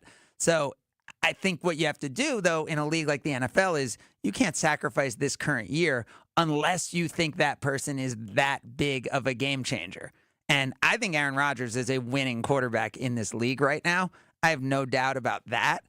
I just don't know that if you're a team like the Steelers, that you want to wait forever. And if you want to show that one person, if it starts to feel like one person's bigger than the team, I think that's where you risk the message. But I think if anyone could handle that, it's Mike Tomlin in terms of the credibility he has within his locker room. How excited are you for Dame?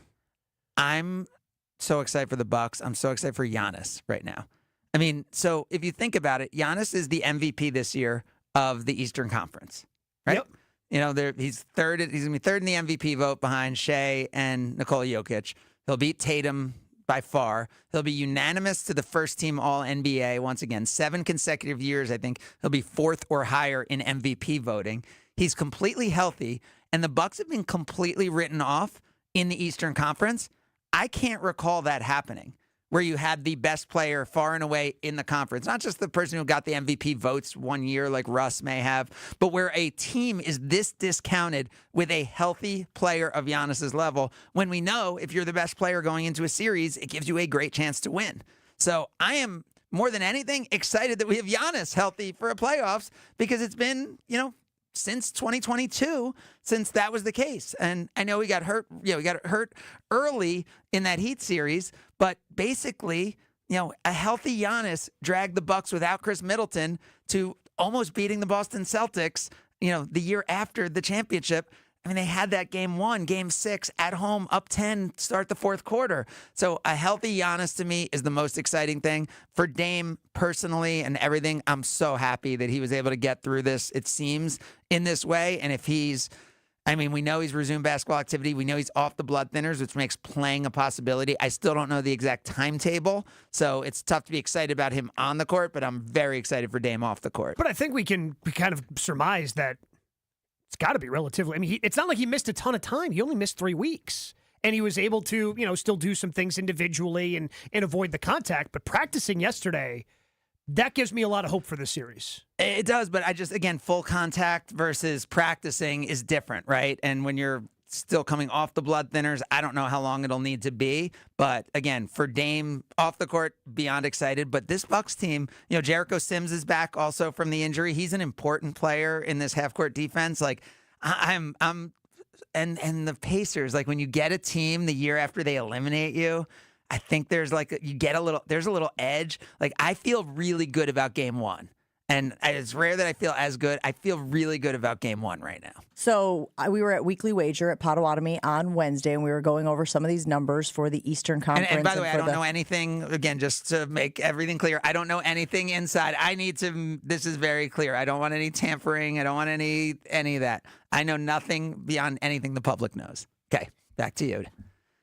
That's the second back to you've given me on my dang show, Craig. What do you mean tampering? You can't tamper with your own team. No, but you can. No, in this world of legalized gambling, when I spoke and then she went right into gambling, that's a danger sign for me as part of the ownership group of the Bucks. I was just going to let people know that even with the news about Dame, the number has not moved for your Milwaukee Bucks to win the Eastern Conference. Right now, they are plus 5,000.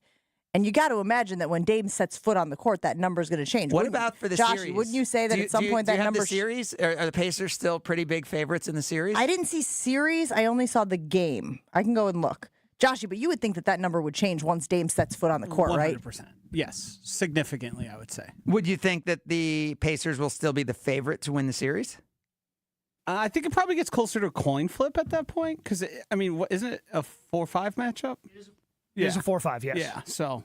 But, the Bucks are bigger underdogs than, let's say, the Timberwolves against the Lakers. That was a number I saw. So, I think the Bucks have been discounted, and that's what I'm saying. Like, the idea of a healthy Giannis, like, we haven't seen this in a while, and to me, it does seem like a disrespect toward the team and toward Giannis, the way the Bucks are being thought of going into this series against Indiana, and that's part of why it is so exciting for me.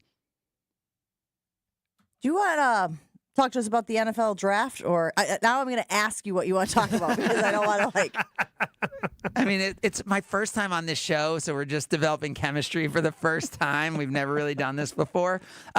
We talked about last week, how exciting it is and everyone coming to Wisconsin. And as we're getting closer and closer to it, like seeing the buildup of events and seeing the amount of people who are like, I wasn't going to go, but like, this is never coming here again, right? I should be going to this thing, right? And yeah, I mean, it is. Let's talk about the draft. So which direction do you think that they're going to go?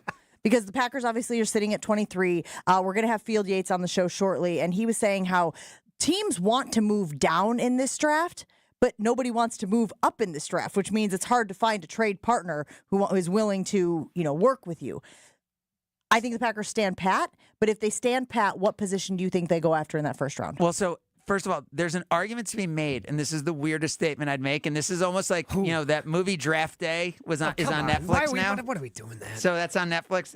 It's a good movie. No, Everyone it should is watch a it. terrible movie. It is an awful movie. Jen.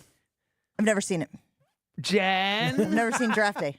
You don't need to. Oh, my God. And honestly, I brought this up to you, it was a few weeks ago. I was like, I've never seen Draft Day. I haven't seen it. Do I need to see it? And he said no. Must see. So good. So good. It shows you the It shows you the behind the scenes of how an NFL team really works. It's really good.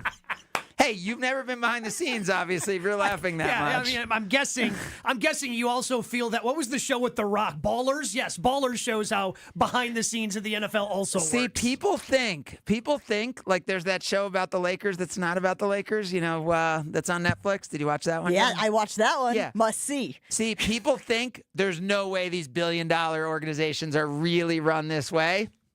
Lakers are actually run that way. I'm telling you, that is how. Watch Draft Day. So anyway, he gets like more than what he traded away at the end. No, that doesn't happen in the NFL. If the Packers, if Goody, stick with me and see if Joshy's the voice of reason on this show, right? If the Packers traded their 23rd pick, the first round pick, for the Browns pick, which is the first pick of the second round, I think that would be a good pick for a good trade for the Packers. I found an article here that says 10 ways the movie Draft Day has aged poorly in 2025. Doesn't sound like it's Seems like people are spending a lot of time evaluating it. Doesn't sound like a documentary. Still talking about it 10 years later. We should be using as a, this is how it's done in the NFL. Did you say what position you think they should go No, after? I said I think they should trade the pick. I think they should trade the pick for the Browns pick, which is the first pick of the second round. And not get any additional compensation. Just trade for that. And go after what? The 23rd pick, trade it for the 33rd pick. And what are they trying to get? What position do you? What do you mean? You're not trying to get a position. Oh my gosh. So here's the thing: what you're trying to do. You nailed it. This is a weak draft. There's only 15 first-round draft pick quality people, so you want quantity. So what you want is that first pick of the second round. That's the most valuable pick after pick number 15 or so, because that's when everyone has the whole night, the whole day to think about, oh, that guy's still on the board. That's probably the best player. That's our only first-round draft pick grade guy. So I believe that first pick of the second round will have more value than any of the last 10 picks of the first round, because that's when GMs sit around. And then you take that pick and you trade back and get 2 or 3 picks for it, and you fill all your needs. So the Packers aren't picking until like 40-something. Yeah. While hosting the draft. Yes. Okay. All right. I'm sure that will go over swimmingly with the live You think Goody crowd. really cares about what the fans think? I think Mark Murphy does. Mark Murphy doesn't have a job anymore. Mark Murphy doesn't have power, right? What's he going to do? Fire me if I'm Goody? I mean, technically, I guess he's not going to fire him for that, but he still could fire Goody for another couple of months. I mean, by the way, if Goody did trade the 23rd pick for the 33rd pick, For he nothing? might get fired. Yeah, I was on about the to say, spot. if he did, If he found that, yes. no further compensation. It would be like the movie Draft Day. Wait, the Browns have just traded up 10 picks without giving up anything. What is going on here? Jen, that is why you need to watch Draft Day. I'll have to trust you on that reference because I have no idea what you're talking about. Packers Outsider weighing in on the YouTube stream says Draft Day is utter garbage. Peter weighing in saying Draft Day is terrible, so unreal. There's no way a team makes the trades that happened on that movie. I think it happened for real. Think the top player in that movie, Jen, is a Heisman Trophy winning quarterback from Wisconsin, and that's not even the most unrealistic thing in the movie. It's an excellent point by you, Gabe. I think Jen's just only reading the negative comments about draft day. I got to be honest with you. I Good luck think finding positive. I was going to say I have one person who basically the support of draft day is, follow me here. Yeah. It is what it is. I agree with that comment. Kevin Costner and Renee Russo have great chemistry. It literally says Jennifer Gardner. Yeah, Renee Russo. She's a tin cup. Yeah, see? Now you're getting your Costner co-stars. Well, I was thinking confused. they'd ran it back again. Yeah. He basically says it's a fine movie for what it is. Yeah. Glad we're 7 minutes over when we're supposed to get out to talk about draft day. Thank you. Appreciate that. Yeah. Take a break here on Jen, Gabe, and Chewy. We do have Field Yates coming up sooner rather than later. Thanks, Craig. Thanks. Easter is almost here. Still time to get that Easter meal at Bunzel's. They're stocked with hams, lamb chops, lamb shoulder, center cut boneless pork roasts, and so much more. You really need to check them out. I love going out there, not even just for Easter or the big holidays. Just, again, it's such a great meat market that you get everything you need. Check out some of the great specials that they have, like their homemade Al Capone stuffed pork chops, $6.99 a pound. Fresh marinated party wings, $6.89 a pound. Meaty country-style pork ribs, those go great on the grill, $3.99 a pound. Makes plans to stop by Bunzel's, 90th and Burleigh. You won't regret it. Find all the weekly specials and more at bunzels.com. Jen, Gabe, and Chewy are back after this on 94.5 ESPN. An accident on Highway 100 northbound, right about at Hampton Avenue. We've got the left lane blocked on Highway 100 there, so watch out for that. Other than that, we do have right around Highway 18, Blue Mound Road-ish area on westbound 94, the left lane blocked with some debris in the roadway, so that's going to be affecting your ride. It looks like that might be flooding, if I'm not mistaken. So you want to be extra careful. A lot of rain coming down, some hail. Some folks may be pulling over as well if the visibility is bad. Make sure you have your headlights on to help everybody out. And checking the TMJ4 Storm Team forecast. Morning scattered storms likely.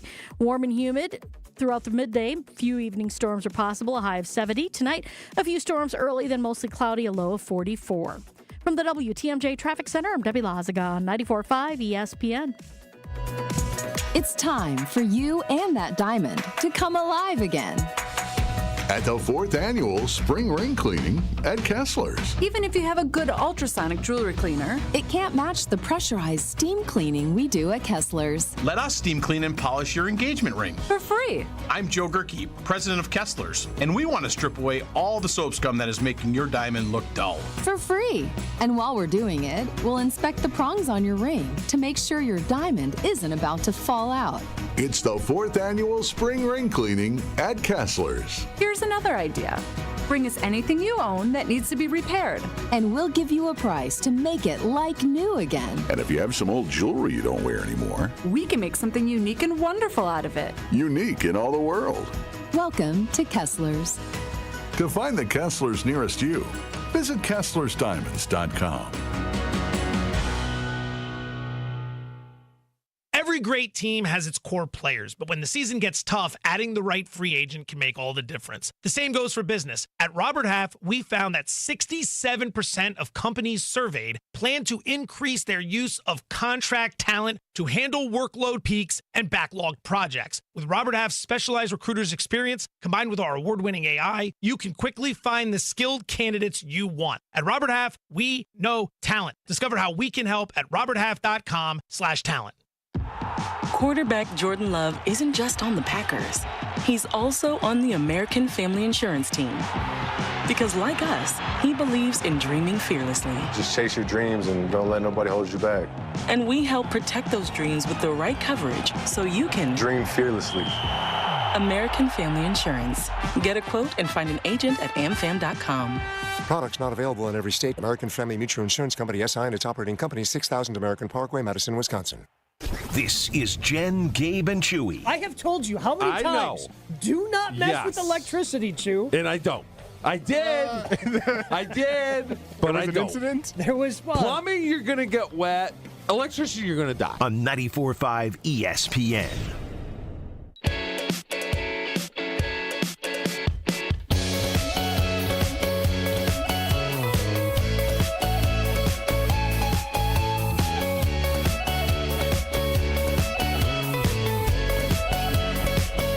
Talking about Potawatomi Sportsbook with Craig when he was in here. There is a winning magic powering Potawatomi Casino Hotel Milwaukee this April. Prepare for exciting quest to $300,000. It's the Enchanted Spins Slot Tournament. How does it work? Get your reward card, play your favorite slots to earn drawing entries. Every Thursday, 60 winners, 60 will compete for thousands of dollars in cash and prizes. Let your journey begin with Enchanted Spins. It is only at Potawatomi. More information available online. Must be 21 and a rewards member to play. So just a quick peek behind the curtain before we get to Field Yates, who will join us in just a few moments. Yesterday, we had our game day ABC ESPN draft conference call, talking about ideas, talking about structure and all of those things. And no surprise, the star of the call was Field Yates, who has been grinding on this draft for, I would argue, a year. It's probably like one of those big-time events, Gabe, where the minute it ends, you start planning for the next one. I would guess that he has been prepping for this draft for a full calendar year, but he said something on that call that really opened my eyes. He said this is one of the more complicated drafts he has followed in years. What do you think he means by that? I think he means that there's not a lot of top-end talent, and it just kind of becomes convoluted of, okay, there's probably a lot of guys who are all clumped together. What are teams going to actually value when it comes to be their time to pick?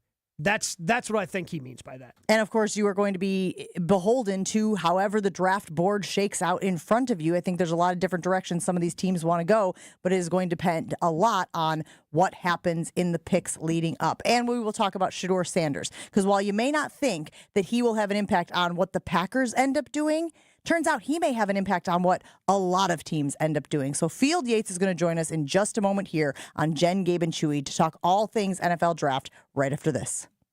Jen, Gabe, and Chewy continues next on 94.5 ESPN.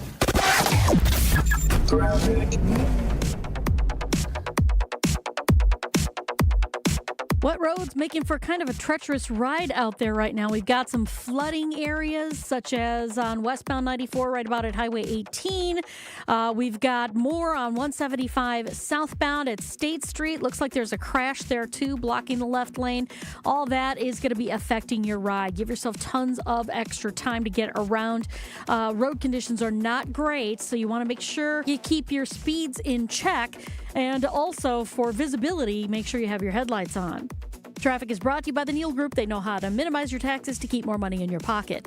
Visit nealgroup.net to learn more. That's nealgroup.net.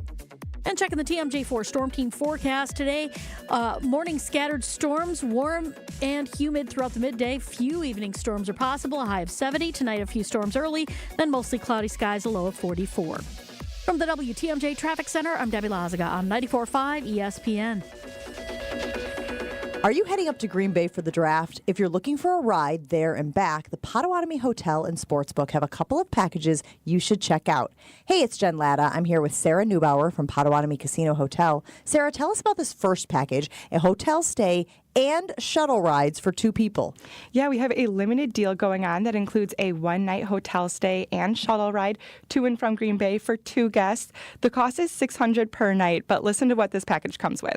So $100 reward play per guest per night, so that's $200 right back in your pockets, plus a $100 food and beverage gift card per night. The shuttle departs Potawatomi at 1 p.m. and leaves Green Bay by 11. Find this package by going to our hotel reservations page. And I hear you can bring your own food and drinks on the shuttle. So either bring your own snacks or you can buy it all from the 10-plus dining locations at Potawatomi with the gift card. But what if someone doesn't need a hotel stay and they still want the ease of a shuttle to get back and forth to Green Bay? Yeah, we have individual shuttle passes available for purchase as well. It's $100 per person per day, but you also get $25 of reward play, so another $25 of free money to use at the casino. The shuttle departs Potawatomi at 1 p.m. and leaves Green Bay by 11. And same perks as before, you can bring your own food and drinks on the shuttle. Now, finally, what if someone wants an awesome space just to watch the draft right here in Milwaukee? You can watch it all at the Tailgate Hub, Potawatomi Sportsbook. We'll have $1 off draft beers all weekend. And then watch it all on a crazy, huge LED screen. Watch every moment, maybe even a few other games happening that weekend as well. So reserve your spot today. And where can everyone go to learn more? Potawatomi.com/sportsbook. Stay up to date on the Green and Gold all off season. The Green and Gold Fix podcast is brought to you by Potawatomi Casino Hotel. Luxury stay, elite play, unwind in sophisticated comfort. Win big, dine, and experience the events in Milwaukee. Let's talk about home turf. Your lawn is a reflection of your pride, hard work, and even competitive spirit. If you want a yard that makes the neighbors stop and stare, you need the right plan. That's where Weedman Lawn Care comes in. Weedman's lawn care program is kid and pet friendly, uses golf course quality fertilizer, and has an effective weed treatment to dominate any issue. Get a free quote of Weedman's winning formula for your yard at weedman.com and get 50% off your first treatment. That's weedman.com. Weedman for the win. You're listening to Jen, Gabe, and Chewy. Yes, that would have been much worse than what ended up happening. Finally got the which would be worse and what would be better. Finally, we figured it out. You can't just be showing your junk on national TV. It would have got a lot of clicks. On 94.5 ESPN.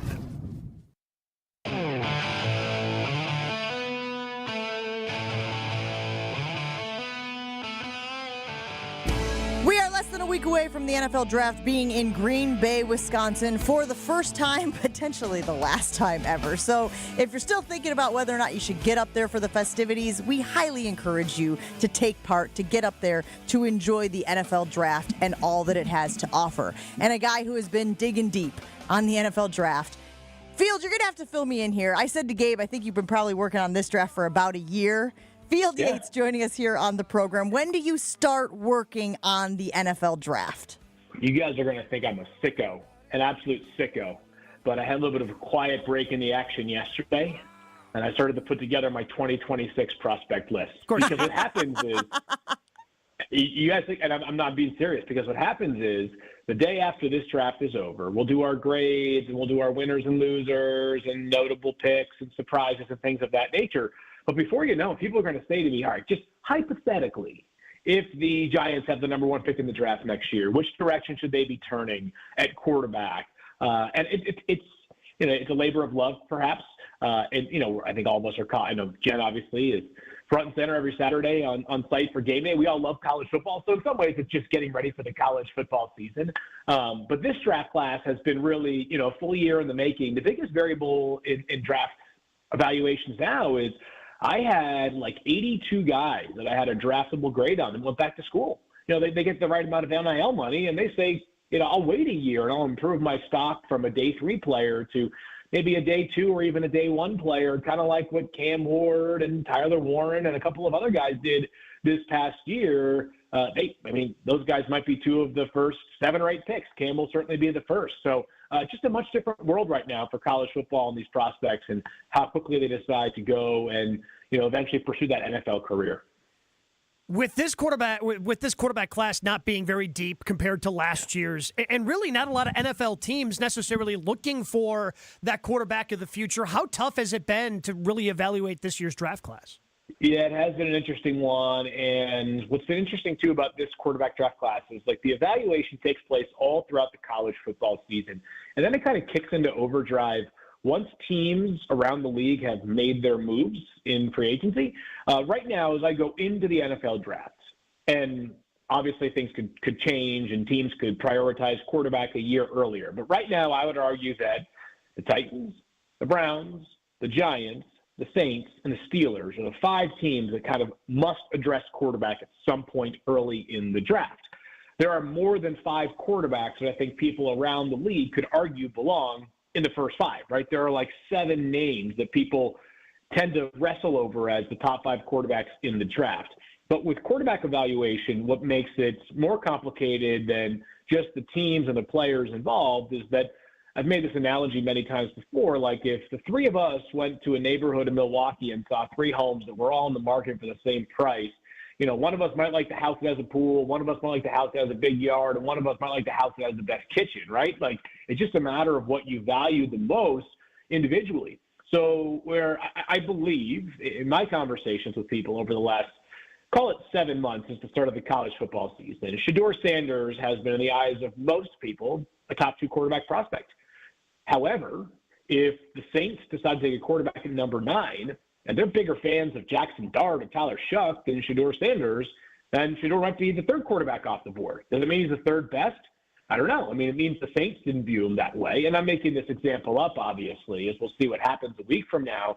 But placing quarterbacks within a mock draft is not just a matter of who needs them, but also what you think they might value the most. Last year was this very unusual year where it felt like, regardless of who had picks 1, 2, 3, obviously it was Chicago, Washington, and New England, the first 3 picks in some order were going to be Caleb Williams, Jaden Daniels, and also Drake May. If there were, we have 3 quarterback needy teams at the top of the board this year, and there's not seem to be any momentum for, I think it's going to be 2 at most, right, in the first 3 picks. There's no way in which we see 3 quarterbacks go 1, 2, 3 this year. Field Yates joining Jen, Gabe, and Chewy this morning to talk all things NFL draft. You're mentioning quarterbacks, and you were talking yesterday about Shedeur. First of all, note, I can't believe that Quinn Ewers, who we thought was going to be like number 1, we thought like it just has changed so much as far as the narrative surrounding Quinn Ewers, but I digress. You have said that Shedeur Sanders is sort of like this turning point for the draft. Explain what you mean by Shedeur Sanders and the impact he could have on the first round as a whole. So Shedeur has a range, I believe, starting at 3, and then I think it goes all the way to 21.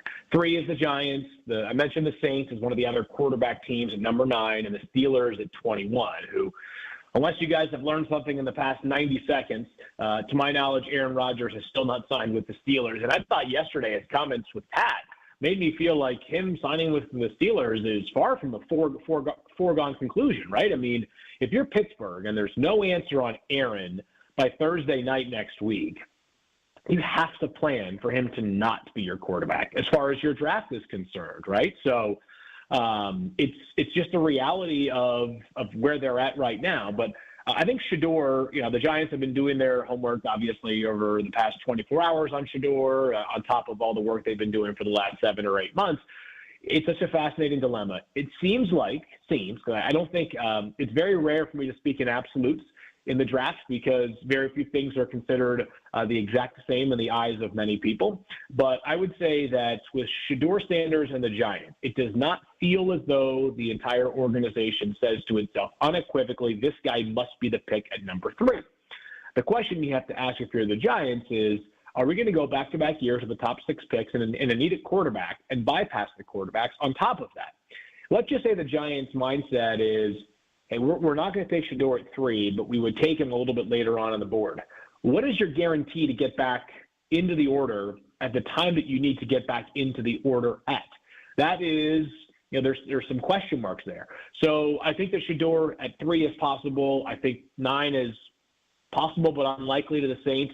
But the Steelers at 21, I can't imagine it goes lower than that, given the fact that Pittsburgh, again, unless Aaron signs tomorrow and the Steelers say we're set, we're riding this thing out for as long as Aaron signs, I think they're taking the quarterback at number 21. And to me, Shedeur dropping much past them, given all the work they've done on him. And I think the admiration they have for Shedeur as a prospect is probably as low as he goes. I can tell you this, though. Teams like the Packers and others who don't need a quarterback are praying that as many quarterbacks go in the first round as possible, right? Just moves good players further down the board to number 23 for them. Maxwell Hairston is somebody I've seen, for the Packers in a number of mock drafts. But he went to the combine, weighed in at 183, ran all his drills, did all that. Yeah. Recently on a social media post, he showed himself weighing in at 194. When somebody puts on weight like that, how do teams handle that this late in the process? Maybe he might have been excluded from some teams because he wasn't weighing that much, but now he's met the weight. But how do you go, okay, well, you're 11 pounds heavier, but I don't know if you're as fast as you were because you've added weight. I also don't know if you just threw a shot put in your pocket when you stepped on the scale, Field. That's right. Yeah, there are a lot of ways to put on 11 pounds. Water weight, ankle weight, you name it. The weight wasn't as much of a problem for me on Max Hairston as it was maybe for some others. I understand that, the NFL does have thresholds that it generally abides by. We talk about this a lot with arm length of offensive tackles and, quarterbacks. Bryce Young a few years ago, the big conversation was if he's 198 pounds, he's fine. But if he's 188 pounds, he's not fine. I think ultimately it comes down to this, is that Like, I don't think if you're drafting Max Harrison, what you're expecting him to be is to be this edge setter who's going to, like, really impact the running game. But what you are expecting from Max Harrison is a guy that you got a player on the other team that you want to play man coverage against, and he's got good speed. Max Harrison's going to be your answer.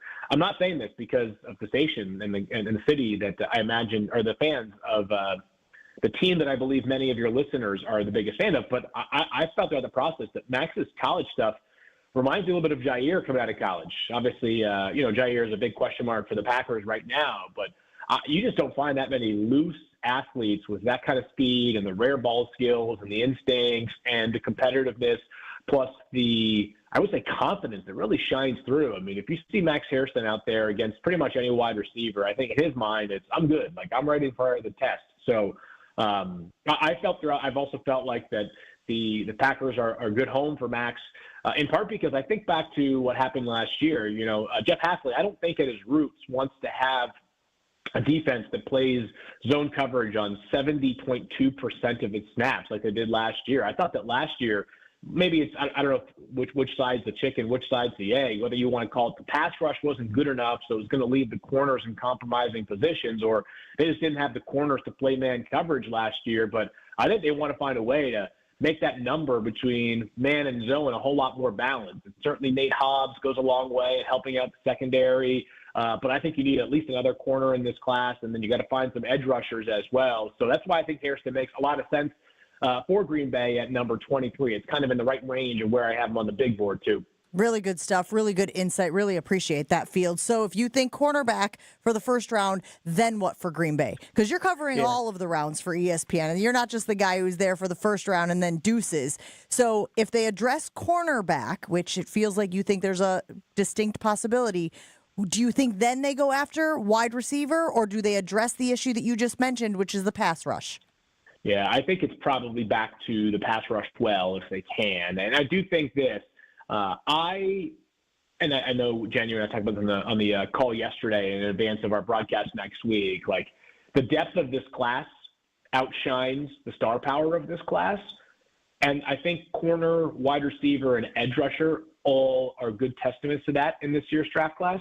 Much more edge depth this year compared to last year. I think the wide receiver depth is really intriguing. I think the players they can get in rounds 3 and beyond are probably, like, I would probably rank the strength of the wide receiver class from round 3 on as superior to corner and edge, which might influence how they attack those needs if they do indeed hit those 3 needs early in the draft, like I think we all agree would be logical. I think the other thing for Green Bay with a wide receiver is, like, what archetype are they looking for?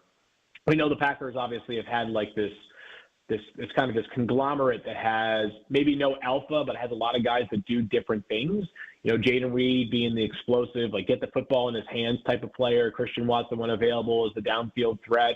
Dontavian Wicks kind of controls the middle of the field. Romeo Doubs just seems to be Mr. Steady Eddie. What are they looking for? Like, I'd imagine they're looking for one of those 4 archetypes, just a higher ceiling or a more consistent ceiling than what they have gotten from pretty much all those guys except for Jaden.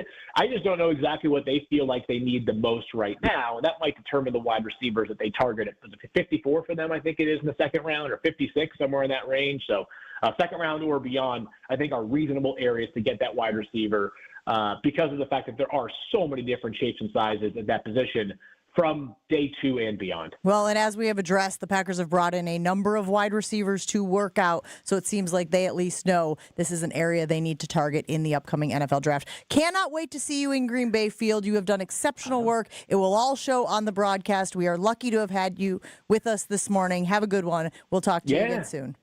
Does Jed know that I'm staying in our guest house for the draft? There's no hotels in Green Bay, so I got to take a car ride every morning. So He's Field Yates. You can watch him on ESPN. Thanks, Field. See you guys. Take a break. Roll on right after this. Stick around.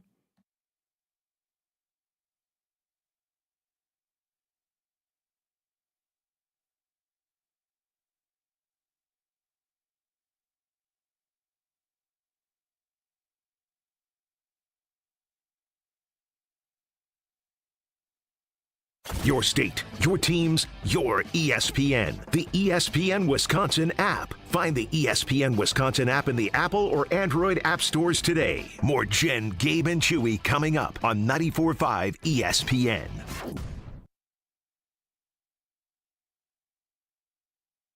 A Blaine's Farm and Fleet original story. Sarah, how are you going to do a raised vegetable garden on this tiny condo balcony? Grab that Craftsman drill and let's hang that trellis on the ceiling. We've got the value you need to do things your way. Like all pairs of Skechers, buy one, get one half price. And Scott's Turf Builder Weed and Feed, now with 25% more coverage per bag, just $59.99 after $10 rebate. Upside down tomatoes, here we come. Blaine's Farm and Fleet, being original.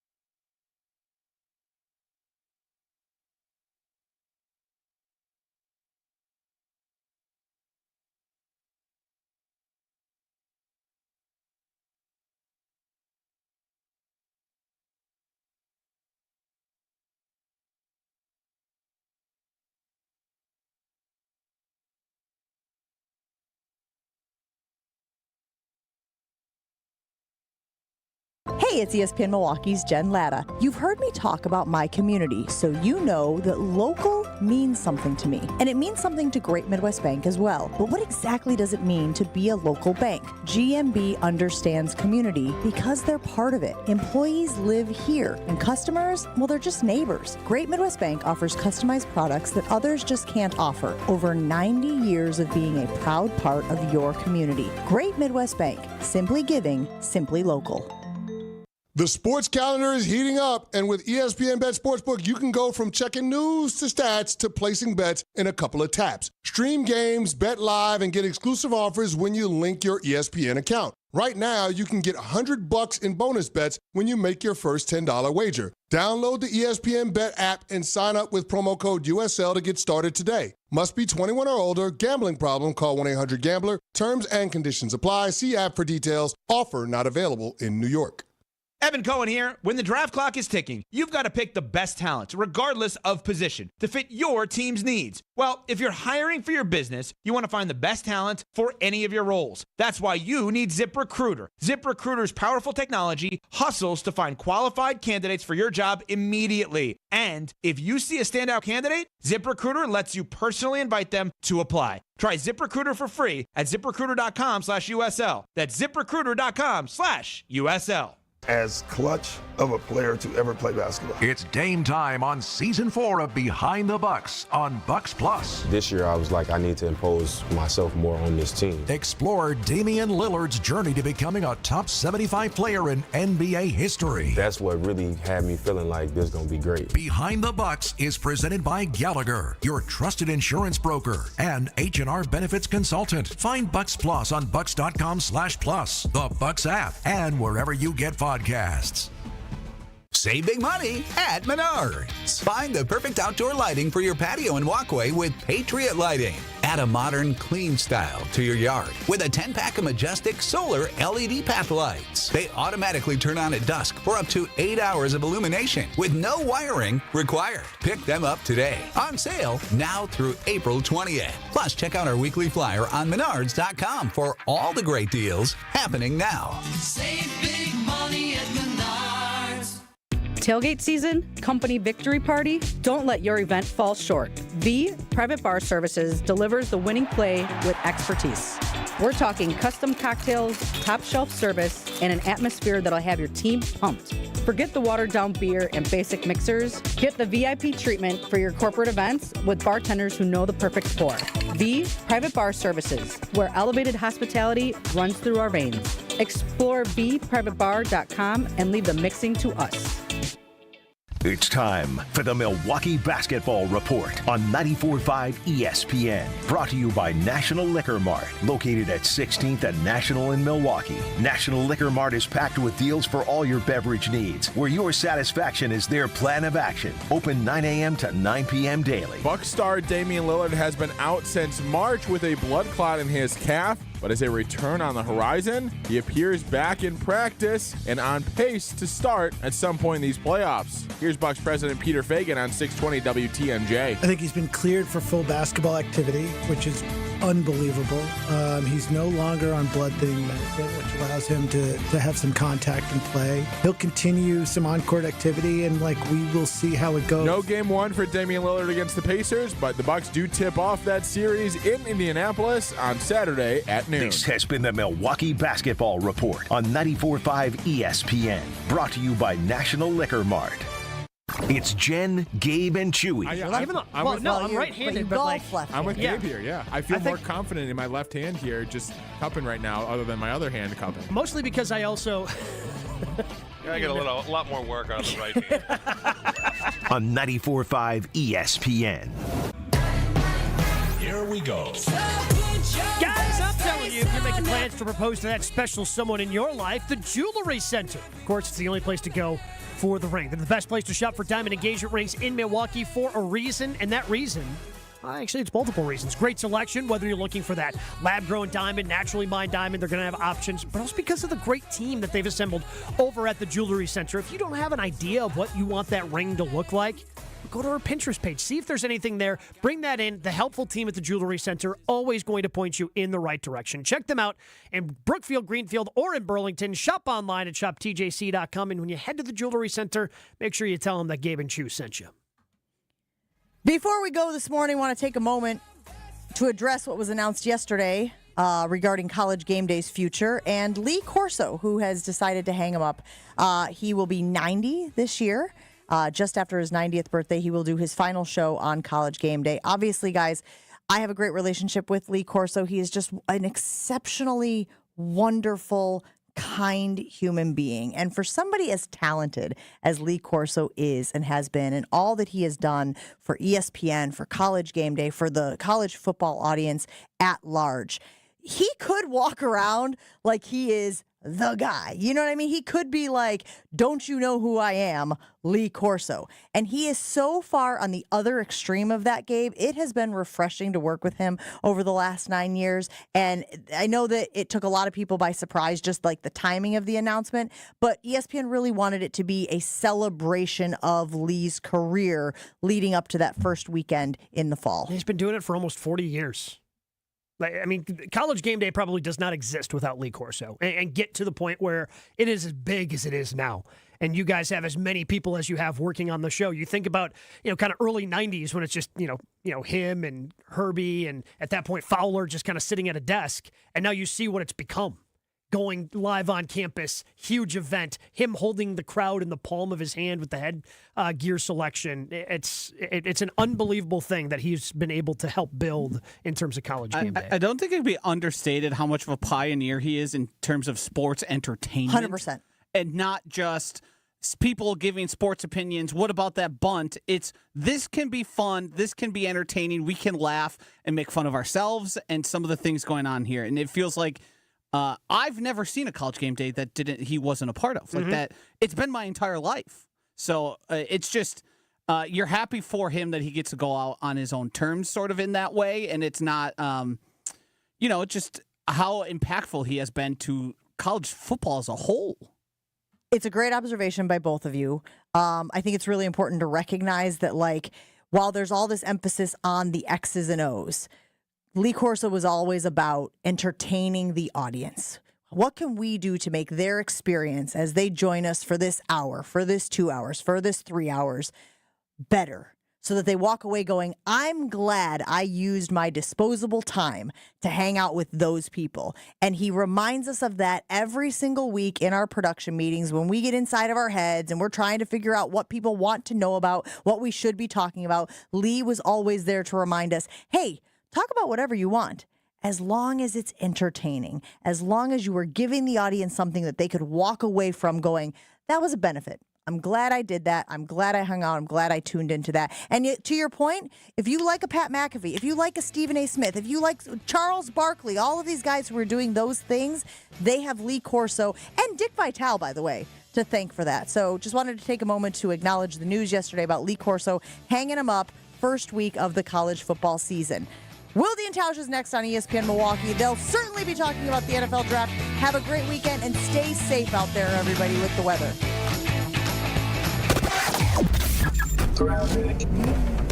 Super wet roads out there.